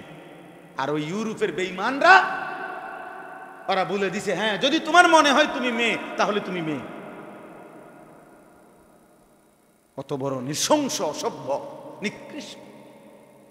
এই বাংলাদেশে যে জাতিসংঘের মানবাধিকার কমিশনের নামে যে অফিস আনতে চাচ্ছে, এখানে যেই কর্মকর্তাকে আনতে চাচ্ছে, সে এরকম একজন পুরুষ, যে যারা পৃথিবীতে সমকামিতা প্রচার করে, পুরুষে পুরুষে, নারী নারী স্বাভাবিক সম্পর্ক করবে, বৈবাহিক সম্পর্কের মতো। নাউযুবিল্লাহ। সে এমন একজন, পরেই বাংলাদেশে আনতে চাচ্ছে বারবার। ওলামা, বিবেকবান মানুষ প্রতিনিয়ত এর প্রতিবাদ করছে। এই জন্য বাপ, আমার কথা এটা, আমি এতগুলো কথা বললাম, কি কথার উপর? আমি এই কথার উপরে বলছি যে প্রথম যে কথা আমি শুরু করছি, যে নিজের জন্য শোনেন। মনে আসেনি এই কথাটা? আপনি একাই শুনুন, যদি কেউ না থাকে আমি একাই লড়ব, আমি একাই লড়ব, আমি একাই সেজদা দেব, আমি একাই আমার মালিকের গোলামি করব। ফাইদা ফারাগতা ফানসাব, কোরআনে আছে, নবীকে আল্লাহ বলছে, বন্ধু সারাদিনে মানুষকে আল্লাহর দিকে ডেকে যত কাজ করেন, সব কাজ মানুষের সেবায়, মানুষের কল্যাণে, যা কিছু আপনি করেন, এগুলো থেকে রাত্রিতে যখন একাকী হবেন, অবসর হবেন, এবার শুধু আপনি ফানসাব, একাকী, কঠোর পরিশ্রমে, কঠোর ইবাদতে আমি আল্লাহর সাথে মনোনিবেশ করবেন। এবার একা শুধু আপনি সেজদা দিবেন আর আমারে ডাকবেন, শুধু আমি আর আপনি, আপনি আর আমি ইহাঁ সে তুম ওহাঁ সে, দোনো জানিব সে ইশারা। জমিন থেকে আপনি ডাকবেন আমারে, আর শাজিম থেকে আমি ডাকবো আপনাকে। ফাদকুরুনি আযকুরকুম, ফাদকুরুনি আযকুরকুম। আল্লাহ বলে তুমি আমারে ডাকো, আমি তোমারে ডাকবো। জমিন থেকে বান্দা বলে আল্লাহ, বান্দা আল্লাহ রাব্বুল আলামিন বলবে, আর শাজিম থেকে বলো না বান্দা। এজন্য আল্লাহ তাআলা কোরআনে বলছে, ইউহিব্বুহুম ওয়া ইউহিব্বুনা। আমার জমিনে এমন বান্দা থাকবেই সর্বদা। এই পৃথিবীর যে কেউ মন চায় আমার দিন যদি ত্যাগ করে, আল্লাহ কোরআনে বলছে সূরা মায়েদার মধ্যে, কোনো অসুবিধা নাই বান্দা, যার মন চায় ছেড়ে দাও, কোনো অসুবিধা নাই। কিন্তু মনে রেখো, এমন বান্দা আমি আল্লাহ নিজ দায়িত্বে এই জমিনে রাখবই, এমন মোমেন ইউহিব্বুহুম ওয়া ইউহিব্বুনা, যারা আমাকে ভালোবাসে, আমি যাদেরকে ভালোবাসি। এমন বান্দা থাকবে। তোমার মতো আঙ্গাল কাঙ্গালের লাগিয়া আমার দিন আটকাবে, তোমার মতো বেটাইদের জন্য আটকাবে।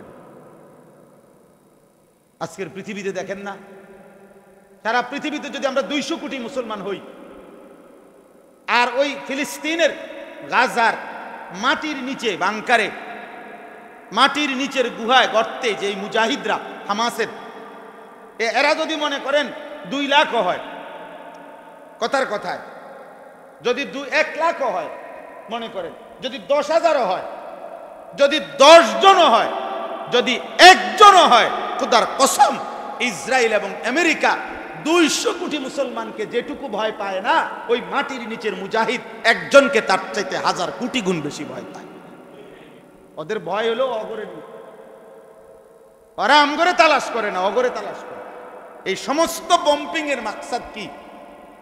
ওই যে আগের দিনে আপনার গর্তের মধ্যে এক ধরনের ফোক আসিল, আমরা ছোটবেলায় দেখছি, এটা ফোক, এটা ঢুকলে বাচ্চারা পানি ডালতো, পানি এই গর্তটার মধ্যে পানি ডালতে ডালতে ডালতে ডালতে ডালতে ডালতে শেষ পর্যন্ত ফোক এটা বাইরে আইতো।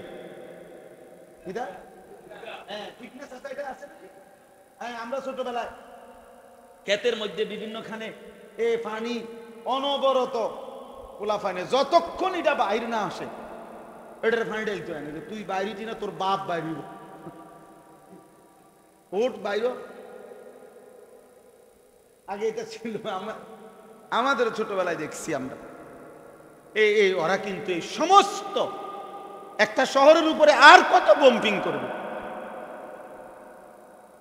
এই ছোট্ট একটা ভূখণ্ডে আর কত বম্পিং করবে। সমান করে ফেলছে সমস্ত বাড়ি ঘর, জায়গাটা মরুভূমি বানায় ফেলছে। কিন্তু এরপরও বোমা বর্ষণ থামে না, কারণ মূল মাকসাদ হলো বিল্ডিং এগুলা ভাঙ্গা না, মূল মাকসাদ ওই মাটির নিচের মুজাহিদদেরকে কি করা।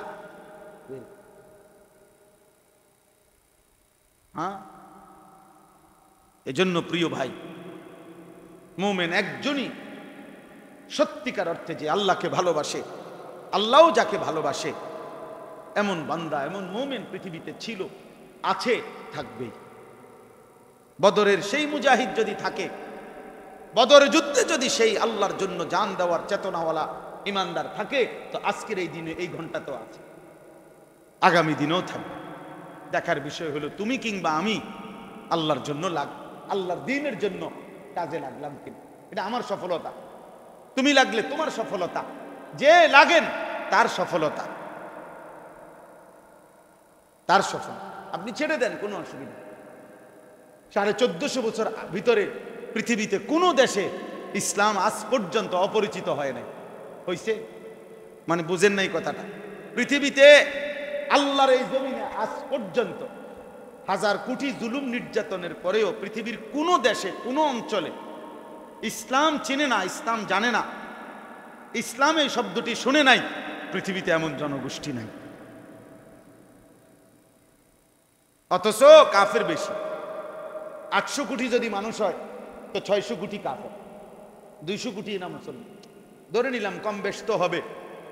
কিন্তু কথার কথায় তাহলে 600 কোটি কাফের দিবা নিশি ষড়যন্ত্র করতেছে। আবার এই 200 কোটি মুসলমানের মধ্যেও তো মুনাফিক আছে, 200 কোটি মুসলমানের মধ্যে তো নাস্তিক আছে, 200 কোটি মুসলমানের মধ্যে মুরতাদ আছে, 200 কোটি মুসলমানের মধ্যে ইয়াহুদীদের কাছে সব বিক্রি করে দিছে নিজের ইমান, এমন আছে না নাফরমান? এরাও তো, এই ঘরের শত্রুগুলাও তো ষড়যন্ত্র করছে। কিন্তু কি হয়েছে এতে? এতে কোথায়, পৃথিবীর কোন জায়গায় ইসলাম হারিয়ে গেছে বলেন?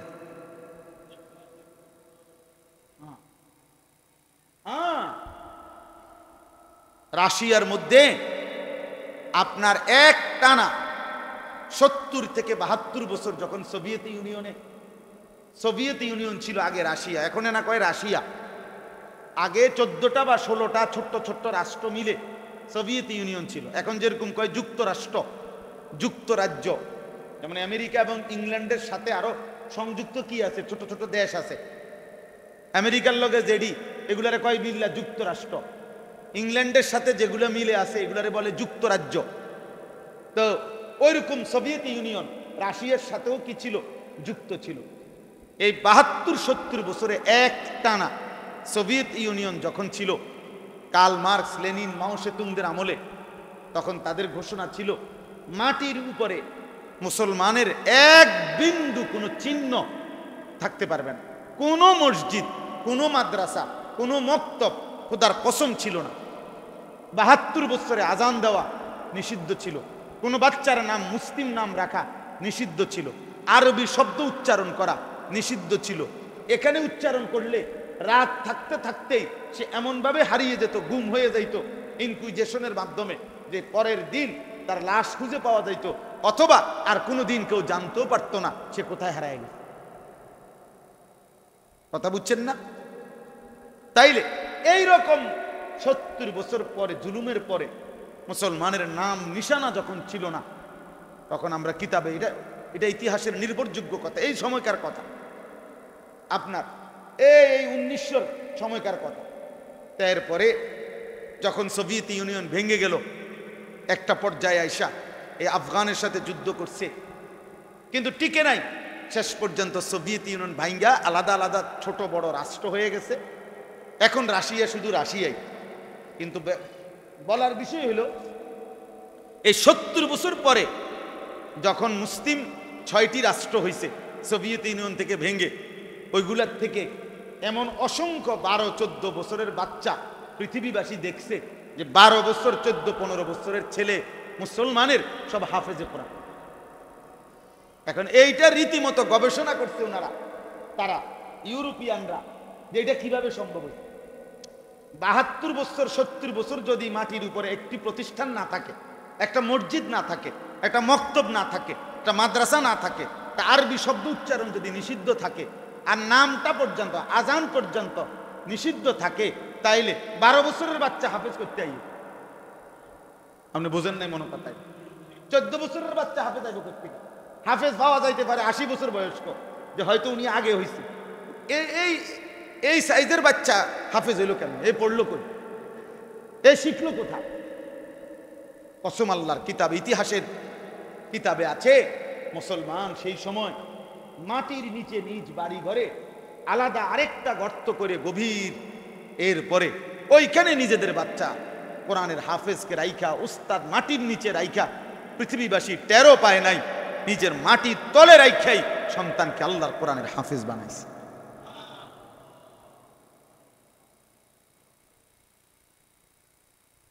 জন্য দোস্ত, ঘাবড়াবার কোনো সুযোগ নাই, হতাশ হওয়ার কিছু নাই। ইসলাম হেরে যাবে, মুসলমান হেরে যাবে না, হারবে না। আমেরিকা হেরে যাবে ইনশাআল্লাহ, ইসরায়েল হেরে যাবে ইনশাআল্লাহ। একদিন ভোরে শুনবেন, একদিন সকালের সূর্য উঠবে, শুনবেন ফিলিস্তিনের পতাকা উঠছে, গাজায় মুসলমানের পতাকা উঠছে। ইনশাআল্লাহ বিজয় মুসলমানেরই হবে। অতএব আল্লাহকে ছাড়বেন না, আল্লাহকে ছাইরেন না, হালাল হারাম মেনে চল। পৃথিবীতে আপনি কিছু না পান, কিন্তু মৃত্যু তো নিশ্চিত, আখেরাত তো নিশ্চিত। আখেরাতে তো জবাবদিহি করতে হবে। এই পৃথিবীতে ভবিষ্যতে কি হবে না হবে, আমি যদি সেটা নাও ভাবি, আখেরাত বুঝেন নাই কথাটা? আখেরাত আল্লাহ আমাদেরকে বুঝার তৌফিক দান করেন। এবার আমি শেষ, আমার যে কথাটা, আমি যে আয়াতটা পড়ছি, এবার এই আয়াতটার অর্থ শুনাই, তাইলে আমার কথা শেষ। আমি কি বললাম? মোট বললাম একটা একটা ছেলেকে বলছি, বাবাদেরকে বলছি, আমাকেও বলছি, যে কমপক্ষে প্রয়োজনে এই পৃথিবীর ডানে বামে আমার সাথে কেউ যদি আল্লাহর কথা না শুনে, আমি একাই শুনি। ঠিক আছে না? ইনশাআল্লাহ আমি একাই আমার আল্লাহ, আমার আল্লাহর হুকুম আমি নাফরমানি করব না, এরকম সিদ্ধান্ত হইতে হবে। কোনোভাবেই মুসলমান এ কথা বলতে পারবে না যে 10-এর যেই গতি, যা সমাজ চলছে এরকম, আমি আর আলগা কিনব না, এ কথা বললে হবে না। সমাজ যেমনি ইচ্ছে এমনি চলে, মানুষ ল্যাংটা হইয়া হাঁটুক, মুসলমানের নারী ল্যাংটা হইয়া হাঁটুক, আমার বিবি বেপর্দা হবে, আমার মেয়ে বেপর্দা হবে না, এটা আমার সিদ্ধান্ত থাকতে হবে। আমি জান দেব প্রয়োজনে, কিন্তু আমি কি আমার বিবি বেপরদা হইতে পারবো না। আমি আর কাউকে না পারলাম, আমার বিবিকে আমি নিয়ন্ত্রণে রাখলাম, আমার ছেলেটাকে আমার মেয়েটাকে আমি নিয়ন্ত্রণ। এবার যদি দেখি যে তাগরও পারলাম না, তো ঠিক আছে, তারারও ছেড়ে দিলাম। আমি নিজে তো কমপক্ষে আল্লাহর দ্বীনের উপরে থাকি। নূহ আলাইহিস সালাম হাজার চেষ্টা করার পরেও শেষ পর্যন্ত ছেলেটাকে ছেড়ে দিতে হয়েছে না? কথা বলে না? ওই যে কেনানকে ছেড়ে দিতে হয়েছে কিনা? রাসূলুল্লাহ সাল্লাল্লাহু আলাইহি সাল্লাম হাজার লক্ষ চেষ্টা করেও শেষ পর্যন্ত চাচা আবু তালেবকে ছেড়ে দিতে হয়েছে কিনা? তো ইব্রাহিম আলাইহিস সালাম ছোট্টবেলা থেকে, তাফসীরের মধ্যে আছে, একেবারে 12 বছর বয়স থেকেই ইব্রাহিম আলাইহিস সালাম ওনার মা বাবা ওনার কওমকে মূর্তি পূজার বিরুদ্ধে, মূর্তির বিরুদ্ধে বলতেছিলেন অনবরত। আমরা তাফসীরের মধ্যে পড়ছি ইব্রাহিম আলাইহিস সালামের আব্বা ছোট ছোট মূর্তি, মানে মূর্তি বেচতেন বাজারে, বড় মূর্তি, ছোট মূর্তি, খেলনা মূর্তি, এগুলো বিক্রি করতেন। তো একদিনে ছোট ছোট সাইজের কিছু মূর্তি একটা টুকরির মধ্যে কইরা ইব্রাহিম আলাইহিস সালামের কাঁধে দিয়ে দিছে, মাথা গাড়ি তুই বাজারে নিয়ে বউ, আমি আইতেছি বড়টি নিয়ে। হ্যাঁ হ্যাঁ, আমি নিজে তাফসীরে করছি। পরে ইব্রাহিম আলাইহিস সালাম একটু সামনে গিয়া মাথার থেকে এগুলা নামাইছে, নামাইয়া বসছে, বসে মূর্তিটারে হাতে নিয়া নিজে নিজেই বলতেছে, তোমরা তো আমাদের আব্বা বলছে তোমরা নাকি আমাকে দেবতা, আমাকে তো তুমি, তোমার কাজ কি, তুমি কি করো, কই থেকে আসলা, এই মূর্তিটারে জিগাইতেছে। এবার অনেকক্ষণ জিজ্ঞাসা করা, এই তো বে তো মাতেও না মুতেও না, ঠিক না? তো ইব্রাহিম আলাইহিস সালাম বলতেছে যে ইন্নালিল্লাহ, তুমি যদি আমার সাথেই কথা উত্তর না দাও, কাস্টমার জিগাইলে, তাই তো কিচ্ছুই কইতে পারতাম না। মানে কাস্টমারও তো হয়তো জিগাইব কিছু, তোর তোর কথাই কইতে পারে না, পুরা টুকরি সহ ওরা সহ পানিত ফালাইয়া বাইতে বসছে। মারা এসে বলছে, মা এগুলা কথা কয় না, ঢালাই দিয়ে বসছে। কোরআন শরীফে আছে, কোরআনুল কারীমেও আছে, ইয়া আবাতি লিমা তা'বুদু মা লা ইয়াসমাউ ওয়া লা ইউবসিরু ওয়া লা ইউগনি আনকা শাইআ। ইব্রাহিম আলাইহিস সালাম বললেন, আব্বা এ কেমন মূর্তির পূজা করেন, মা লা ইয়াসমাউ, যে কিছুই শোনে না। এত কথা জিজ্ঞেস করলাম, কিছুই তো শুনলো না, ওয়ালা ইউবসিরু, কিছুই দেখে না, ওয়ালা ইউগনি আনকা শাইআ, এক বিন্দু কোনো উপকারও তো করতে পারে না। এ কেমন মূর্তির পূজা করলেন বাপ? ক্বালা আরাগিবুন আনতা আন আলিহাতি ইয়া ইব্রাহিম। ইব্রাহিম আলাইহিস সালামের আব্বা আজর বললেন, বাবা তুমি বুঝি আমার মূর্তির বিরোধিতা করছো?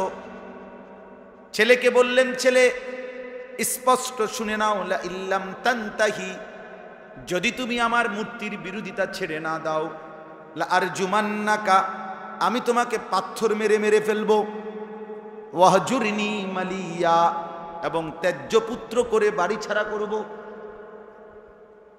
কোরআনুল কারীমের মধ্যে আছে, ইব্রাহিম আলাইহিস সালাম বলছে, ঠিক আছে আব্বা, সালামুন আলাইকা, আমি আপনার জন্য কল্যাণ কামনা করছি, তবে শুনে নেন, আতাজিলুকুম ওয়া মা তাদউনা মিন দুনিল্লাহ, আমি আপনাকেও ছেড়ে দিলাম, আপনি যে মূর্তির পূজা করেন এগুলোরও ছেড়ে দিলাম, ওয়া আদউ রাব্বি, আমি আমার রব আল্লাহকে একাই ডাক দিলাম।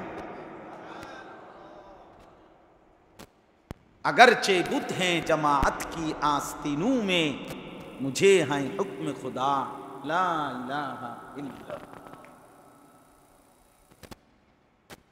हाँ, লা ইলাহা ইল্লাল্লাহ বলছে আর কি, অর্থ হইল যদি প্রত্যেকের হাতে হাতেও মূর্তি থাকে, যদি প্রত্যেকের বগলে বগলেও মূর্তি থাকে, আমাকে যদি মূর্তির স্তূপেও দাঁড় করিয়ে দেয়, আমি সেই মূর্তির স্তূপে দাঁড়িয়েও বলবো লা ইলাহা ইল্লাল্লাহ।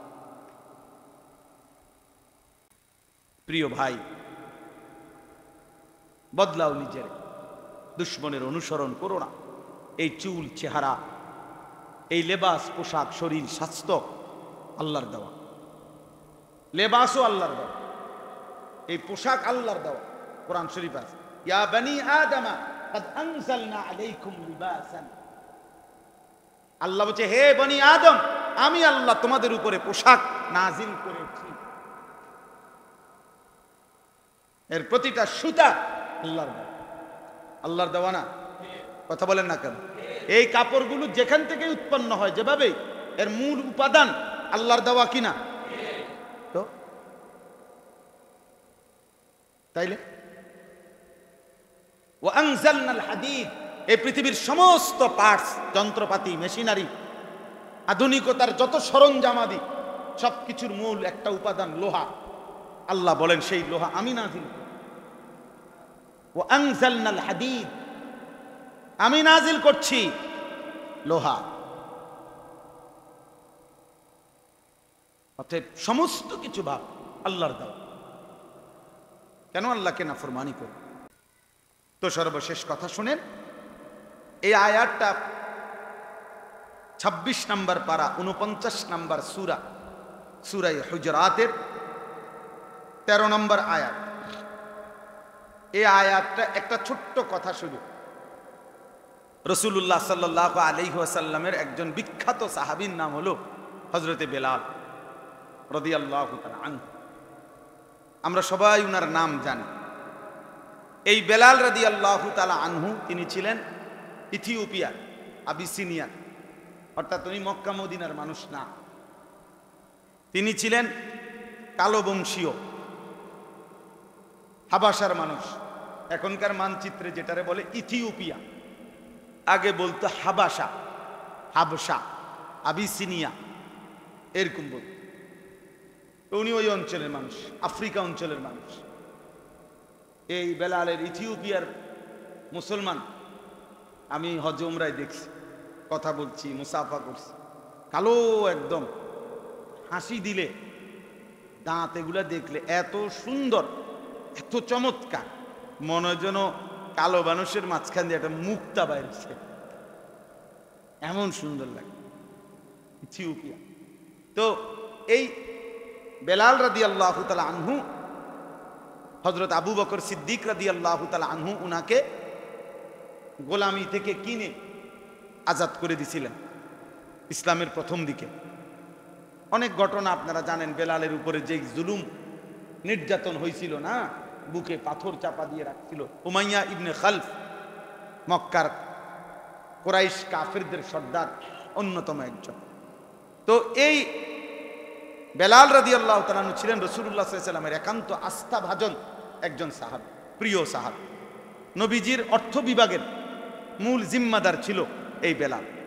রাসূলুল্লাহ সাল্লাল্লাহু আলাইহি ওয়াসাল্লামের ইসলামী খেলাফতের মূল অর্থ যা বরাদ্দ হইতো, যেখানে যা দেওয়ার নবীজি বরাদ্দ দিতেন, এগুলো বন্টন করার পুরা দায়িত্বটা ছিল এই বেলাল। হযরতে বেলাল বন্টন করতেন আর ইসলামী রাষ্ট্রের যত খাদ্য ভাণ্ডার এবং অর্থ ভাণ্ডার। একদিন বন্টন করতে করতে সব দিয়ে ফেলছে, নবীজির জন্য, নিজের জন্য কিছুই রাখে নাই। তো হযরত বেলাল বললেন, ইয়া রাসূলুল্লাহ, নিজের জন্য কি কিছুই রাখবেন না? আল্লাহর নবী সাল্লাল্লাহু আলাইহি সাল্লাম বললেন, আনফিক ইয়া বেলাল, হে বেলাল, খরচ করতে থাকো। ওয়ালা তাখশা মিন জিল আরশে ইকলাল, আরশের ওই মালিক থেকে কমে যাওয়ার ভয় করো না। বেলাল, বেলাল বহুত মজাদার নাম, বেলাল, বেলালে, এই শব্দের মধ্যেই অনেক মজা আছে, এই নামের মধ্যেই অনেক কোরবানি, অনেক ইতিহাস, অনেক ত্যাগ, অনেক রক্ত মাখা। তো হযরতে বেলাল, রাসূলুল্লাহ সাল্লাল্লাহু আলাইহি ওয়াসাল্লাম যখন মদিনায় হিজরত করে গেছেন, হিজরত করে যাওয়ার পরে যখন সাহাবায়ে কেরামের সাথে পরামর্শে বসছেন, যে মানুষদেরকে নামাজের জন্য ডাকার কিভাবে হইতে পারে পদ্ধতি, বিভিন্ন সাহাবী বিভিন্ন পরামর্শ দিচ্ছেন, মানে আমি খুব সংক্ষেপে বলতেছি। তো ওই দিনের জন্য নবীজি পরামর্শ মুলতবি করে বলছে, আচ্ছা ঠিক আছে, অনেক মশওয়ারা আসছে, পরে ফয়সালা হবে, এখন যাও সবাই। রাত্রিবেলা সবাই যার যার ঘরে গেছে।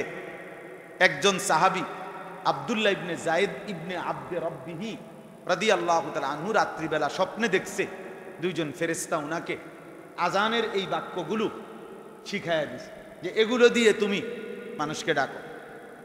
সকালবেলা ফজরের ওয়াক্তে আল্লাহ নবী সাল্লাল্লাহু আলাইহি সাল্লামের কাছে এই সাহাবী আব্দুল্লাহ ইবনে যায়েদ ইবনে আব্দে রব্বিহি নবীজির কাছে শুনাইছেন, ইয়া রাসূলুল্লাহ, আমি এমনি এমনি এই বাক্যগুলো স্বপ্নের মাধ্যমে পেয়েছি, আমাকে দুইজন ফেরেশতা শিখাইছেন মানুষকে ডাকার জন্য। আল্লাহ নবী বললেন সাদাকা, সাহাবীদের সামনে বলেন সে সঠিক বলেছে, এটাই মানুষকে নামাজের জন্য ডাকার আল্লাহর পক্ষ থেকে নির্ধারণ করা বাক্য, আজান। তখন নবীজি বললেন, বেলাল কুম, তুমি দাঁড়াও। আর ওই উনারে বললেন, তুমি এই বাক্যগুলো ওরে শিখাও বেলালকে, আর বেলালকে বলছে তুমি আজান দাও। এই সেদিন থেকে ইসলামের প্রথম আজান হযরতে বেলাল দিয়েছেন। সুবহানাল্লাহ। প্রথম পৃথিবীবাসী আজান শুনছে কার জবানে? হযরতে বেলাল। তো বেলাল রাদিয়াল্লাহু তাআলা আজান দেওয়া এই যে শুরু করলেন, পরবর্তীতে রাসূলুল্লাহ সাল্লাল্লাহু আলাইহি সাল্লামের ইন্তেকাল পর্যন্ত তিনিই ছিলেন নবীজির মূল মুয়াজ্জিন, উনিই ছিলেন প্রধান মুয়াজ্জিন, আজান দিতেন। আরো সাহাবী ছিল দুই একজন সাথে। হযরত আব্দুল্লাহ ইবনে উম্মে মাকতুম উনিও আজান দিতেন, হযরত আবু মাহজুরা তিনিও আজান দিতেন, কিন্তু মূল মুয়াজ্জিন ছিল কে? বেলাল। তো এই বেলাল মক্কা বিজয়ের সময় রাসূলুল্লাহ সাল্লাল্লাহু আলাইহি ওয়াসাল্লাম মদিনা থেকে 10,000 সাহাবী নিয়ে মক্কা বিজয় করছেন। মক্কায় আয়েশা অনেক বড় ঘটনা। আল্লাহ তাআলা যখন মক্কা বিজয় দান করলেন, নবীজি আয়েশা কাবা ঘরের সামনে আয়েশা দাঁড়াইছে, কথা বুঝছেন তো? আয়েশা আল্লাহ নবী সমস্ত 360টা মূর্তি ওনার হাতের লাঠি দিয়ে একটা একটা করে আঘাত করছে, ভাঙ্গা ভাঙ্গা পড়ছে, এগুলা সব সরানো হয়েছে। তো আল্লাহর ঘর কাবা এবং তার আশপাশ শিরিক থেকে, কুফর থেকে কি হলো? মুক্ত হয়েছে, পবিত্র হয়েছে। এখন যেই নামাজের ওয়াক্ত হয়েছে, আল্লাহর নবী সাল্লাল্লাহু আলাইহি সাল্লাম বেলালকে বললেন, বেলাল কাবার ছাদে ওঠো, আল্লাহর ঘরের ছাদে উঠে দাও আজান দাও। তো হযরতে বেলাল কাবার ছাদে দাঁড়াইয়া আজান দেওয়া শুরু করছে। তো মক্কার কুরাইশ কাফেররা তারা একটু দূরের থেকে এই দৃশ্য দেখতেছিল যে কি করে মুহাম্মদ। তো তারা তো দেখছে মূর্তিগুলা ভাঙছে, এডিরে সাফ করছে। এখন কাবার ছাদে উঠাইছে কারে? বেলাল। এই সেই বেলাল যে ইতিপূর্বে মক্কায় ছিল গোলাম, এ তো কৃতদাস, এ তো এই বেলাল যাকে তারা অকথ্য নির্যাতন করছে। আজকে সেই বেলাল কই উঠে গেছে? কাবার ছাদে। গোলাম আছে, কতটা উঁচা মর্যাদায় আসীন হয়ে গেছে। তখন এই কুরাইশরা দূরের থেকে দাঁড়াইয়া, কাফেররা নিজেদের কপালের মধ্যে হাত দিয়া আফসুস করতেছিল আর বলতেছিল, হায় মোহাম্মদ, কাবা দখল করে তুমি কাবার এত বড় বেইজ্জতি করলা, এক গোলামকে কাবার ছাদে উঠাই দিলা, এটা তো কাবার বেইজ্জতি, কাবার অপমান, সেটা একটা গোলাম, কথা বুঝছেন? আর তারা বলতে লাগছে, নিজেদের বাপ দাদার নাম উল্লেখ করছে, নিজে নিজে দাদার নাম বাপের নাম বলে, যে দাদা আপনি কবরে গিয়া শান্তিতেই আছেন, এত বড় বেইজ্জতি দেখতে এলো না। বোঝেন নাই কথাটা? আমরা যেই বেইজ্জতি দেখলাম, আপনি দেখতে হলো না বাপ, আপনি মইরা শান্তিতে আছেন, এত বড় অপমান যদি আপনি দেখতেন দুপুর 2টার পরে দৌড়টা, বোঝেন নাই? গত বছরের দৌড়টা যদি দেখতো আব্বাই, কি কষ্টটা পাইল।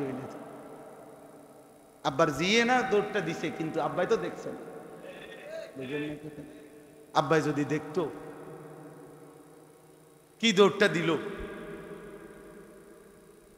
তো এরা এদের বাপ দাদার নাম বলে এরকম আফসুস করতে লাগছে। তখন তারা বংশকে, গোত্রকে বড় মনে করছে যে আমরা কুরাইশ আর সে একটা গোলাম।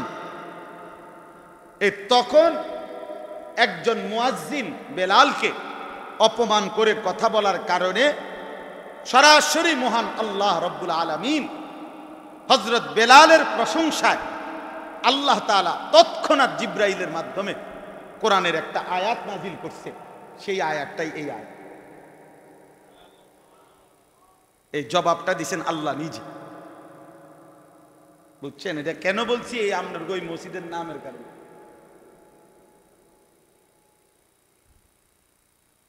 ইয়া আইয়ুহান নাস, হে মানুষ, ইন্না খালাকনাকুম মিন যাকারিন ওয়া উনসা। আল্লাহ বলেন আমি তো তোমাদের সকলকেই সৃষ্টি করেছি একজন পুরুষ এবং একজন নারী থেকে, আদম এবং হাওয়া থেকে। তাহলে মাতবুরি করো কিত্তা, শেষ পর্যন্ত পিছনে গেলে গোলাম এবং মনিব, পয়সাওয়ালা এবং মানে গরিব, সবার মূল তো মিলবে গিয়া আদম এবং হাওয়ার সাথেই। তো অহংকারের কি আছে? ওয়াজআলনাকুম শুউবান ওয়া কাবাইলা লিতাআরাফু। আর তোমাদের এই যে বংশগোত্র, হ্যাঁ, এই যে খান, মজুমদার, চৌধুরী, মিয়াজি, নাকিতা, ভাড়ারি, এই সব বংশ এবং গোত্র তো দিয়েছি অহংকারের জন্য না, লিতাআরাফু, পরিচিত হওয়ার জন্য। কোন বাড়ির ছেলে, কোন বাড়ির মেয়ে, কার লগে কার বিয়ে হইতেছে, কোন বাড়ির লগে কার সম্পর্ক, এই জন্য তো আত্মীয়তার পরিচয়। মনে করেন মামা, চাচা, ফুফা, খালু, এগুলা অহংকারের জন্য না পরিচয়ের জন্য?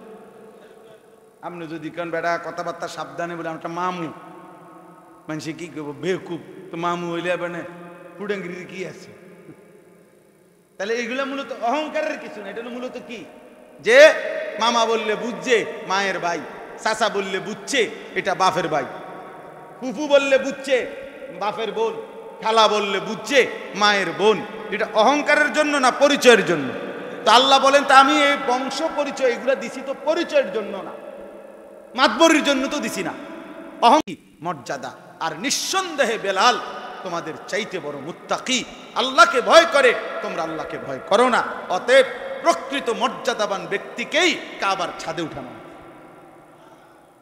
ইন্নাল্লাহা আলিমুন খাবীর, নিশ্চয়ই আল্লাহ হচ্ছেন যিনি সব জানেন, সকল খবর রাখেন। অতএব বাপ, এই শেষ কথা আমার, এটা আবারও বললাম, মূলত আমাদের টাকা পয়সা, আমাদের বাড়ি বিল্ডিং, আমাদের এর ভিত্তিতে আমাদের মর্যাদা না। আমাদের মর্যাদা তাকওয়ার ভিত্তিতে, আল্লাহকে ভয় করার ভিত্তিতে, নবী সাল্লাল্লাহু আলাইহি সাল্লামকে অনুসরণের ভিত্তিতে। ঈমান, ইসলাম, রাসূলের সুন্নাহ ঈমানের কলিজার মধ্যে নাই, আপনি কোনোভাবে, আপনি যদি 7টা মহাদেশের মালিক হন, ঈমানবিহীন ব্যক্তির 1 পয়সা কোনো মূল্য নাই। আপনার জীবনে যদি রাসূলের সুন্নাত নাই, অনুসরণ নাই, তো আপনার মধ্যে সৌন্দর্য বলতে কিছু নাই। সুন্দর শুধুই নবীর সুন্নাত। সুন্দর শুধুই কি বলেন না? সুন্দর শুধুই কি?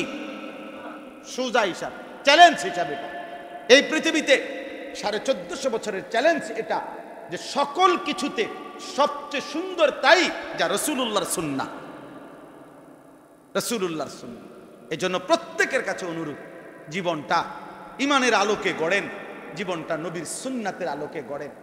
আমি ব্যক্তিগতভাবে নিজে বলতেও চেষ্টা করি, আমার বাংলাদেশের 2 জন বড় বুজুর্গ, একজন ঢাকা গাজীপুর কাপাসিয়ার অধ্যক্ষ মিজানুর রহমান চৌধুরী, বাংলাদেশের একজন বড় আল্লাহওয়ালা বুজুর্গ, আলেমে দ্বীন, জ্ঞানী মানুষ, জেনারেল লাইনেও শিক্ষিত, ইসলামী লাইনেও অনেক উচ্চ শিক্ষিত আল্লাহওয়ালা, অনেক বড় বড় আলেম উনার হাতে মুরিদ, উনার ভক্ত অনুসারী। উনি একটা কিতাব লিখতেন, তালিমুস সুন্নাহ। একজন মুসলমানের জীবনে একেবারে ছোট্ট থেকে ছোট্ট, বিন্দু থেকে বিন্দু, আর বড় থেকে বড়, গোটা ইসলামের যত সুন্নাত নবীজির সব এখানে আছে।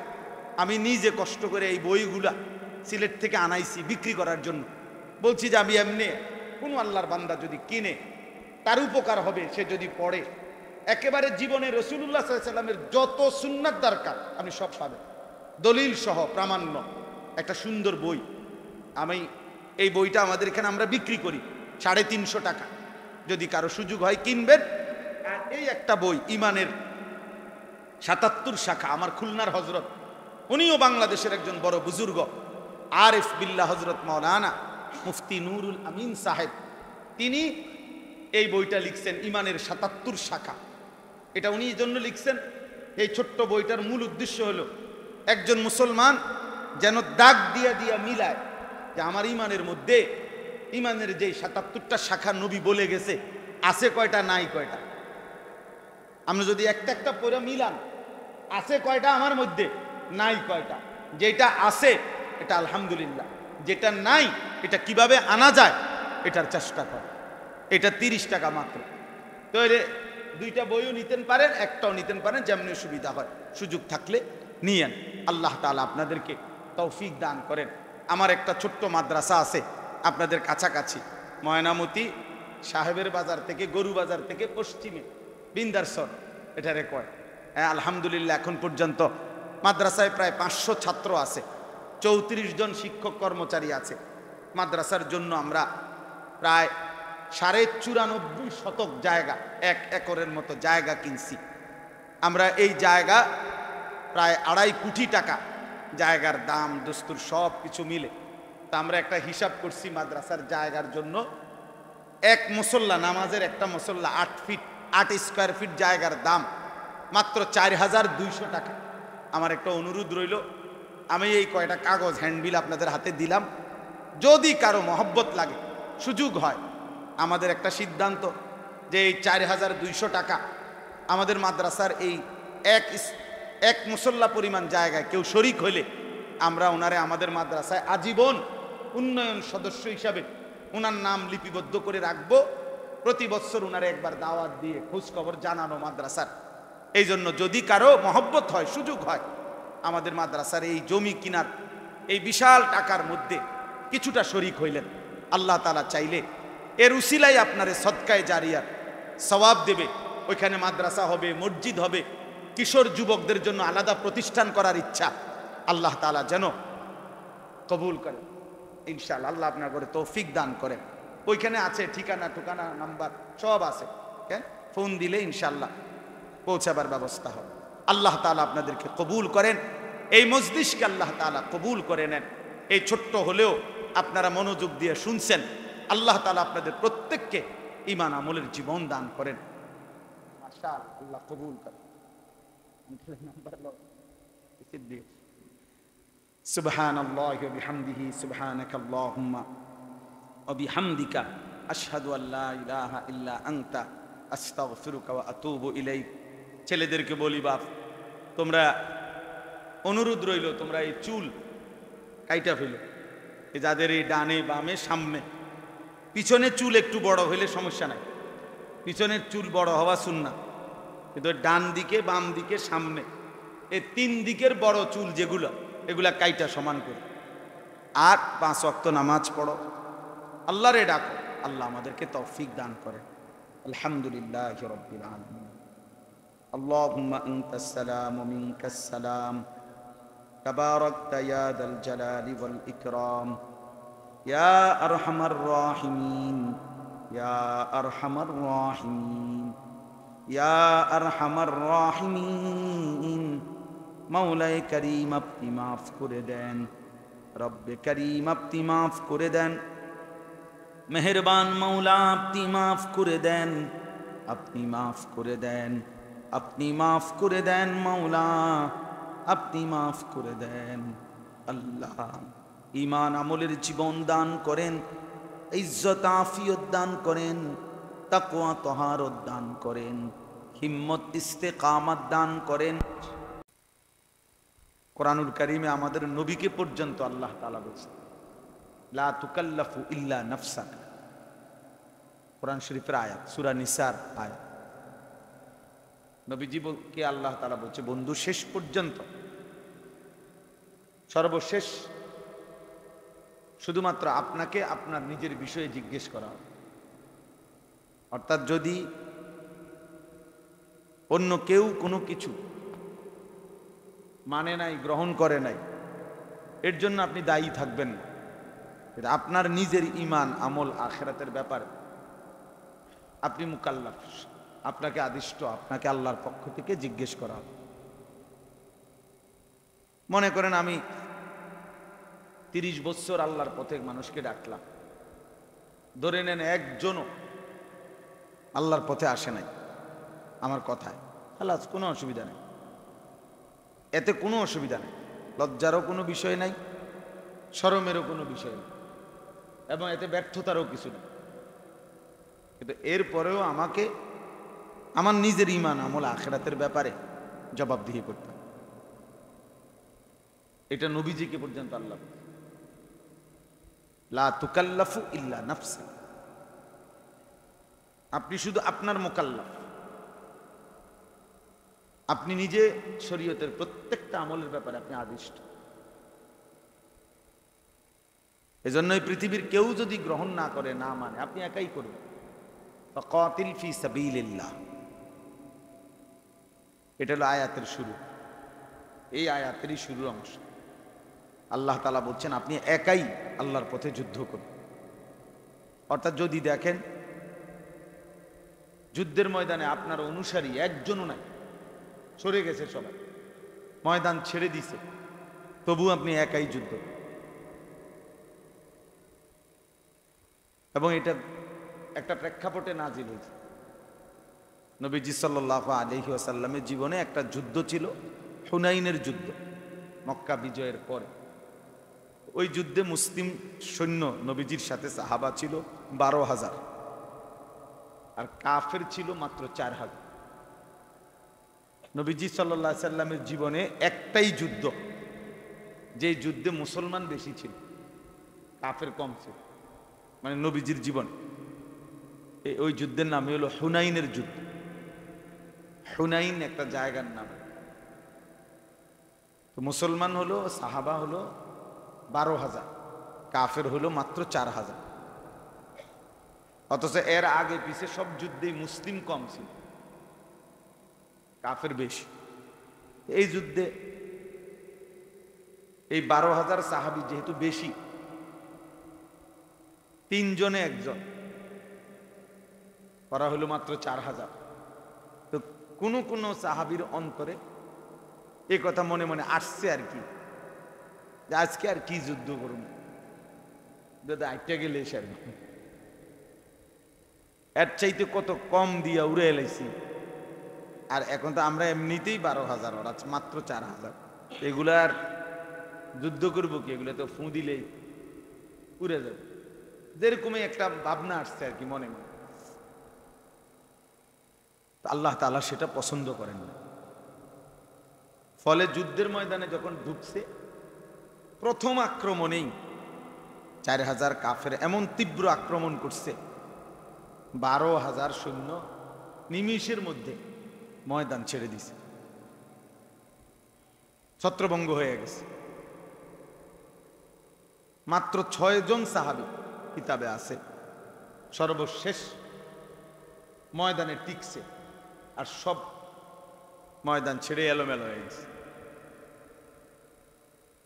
কিন্তু ওই সময় আল্লাহর নবী সাল্লাল্লাহু আলাইহি ওয়াসাল্লাম এই অবস্থায়, এই চূড়ান্ত বিপদের মুহূর্তে তিনি একাই আপন জায়গায় একদম মজবুতের সাথে দাঁড়ায়ছেন, মানে তিনি এক সুতাও পিছপা হন। তো এই কথাটাই আল্লাহ নবীজিকে বলছে, ফাকাতিল ফি সাবিলিল্লাহ, আল্লাহর পথে আপনি একাই যুদ্ধ করেন।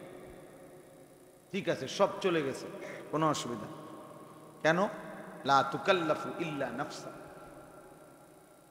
আপনাকে আপনার ব্যাপারে আদিষ্ট জিজ্ঞেস করা।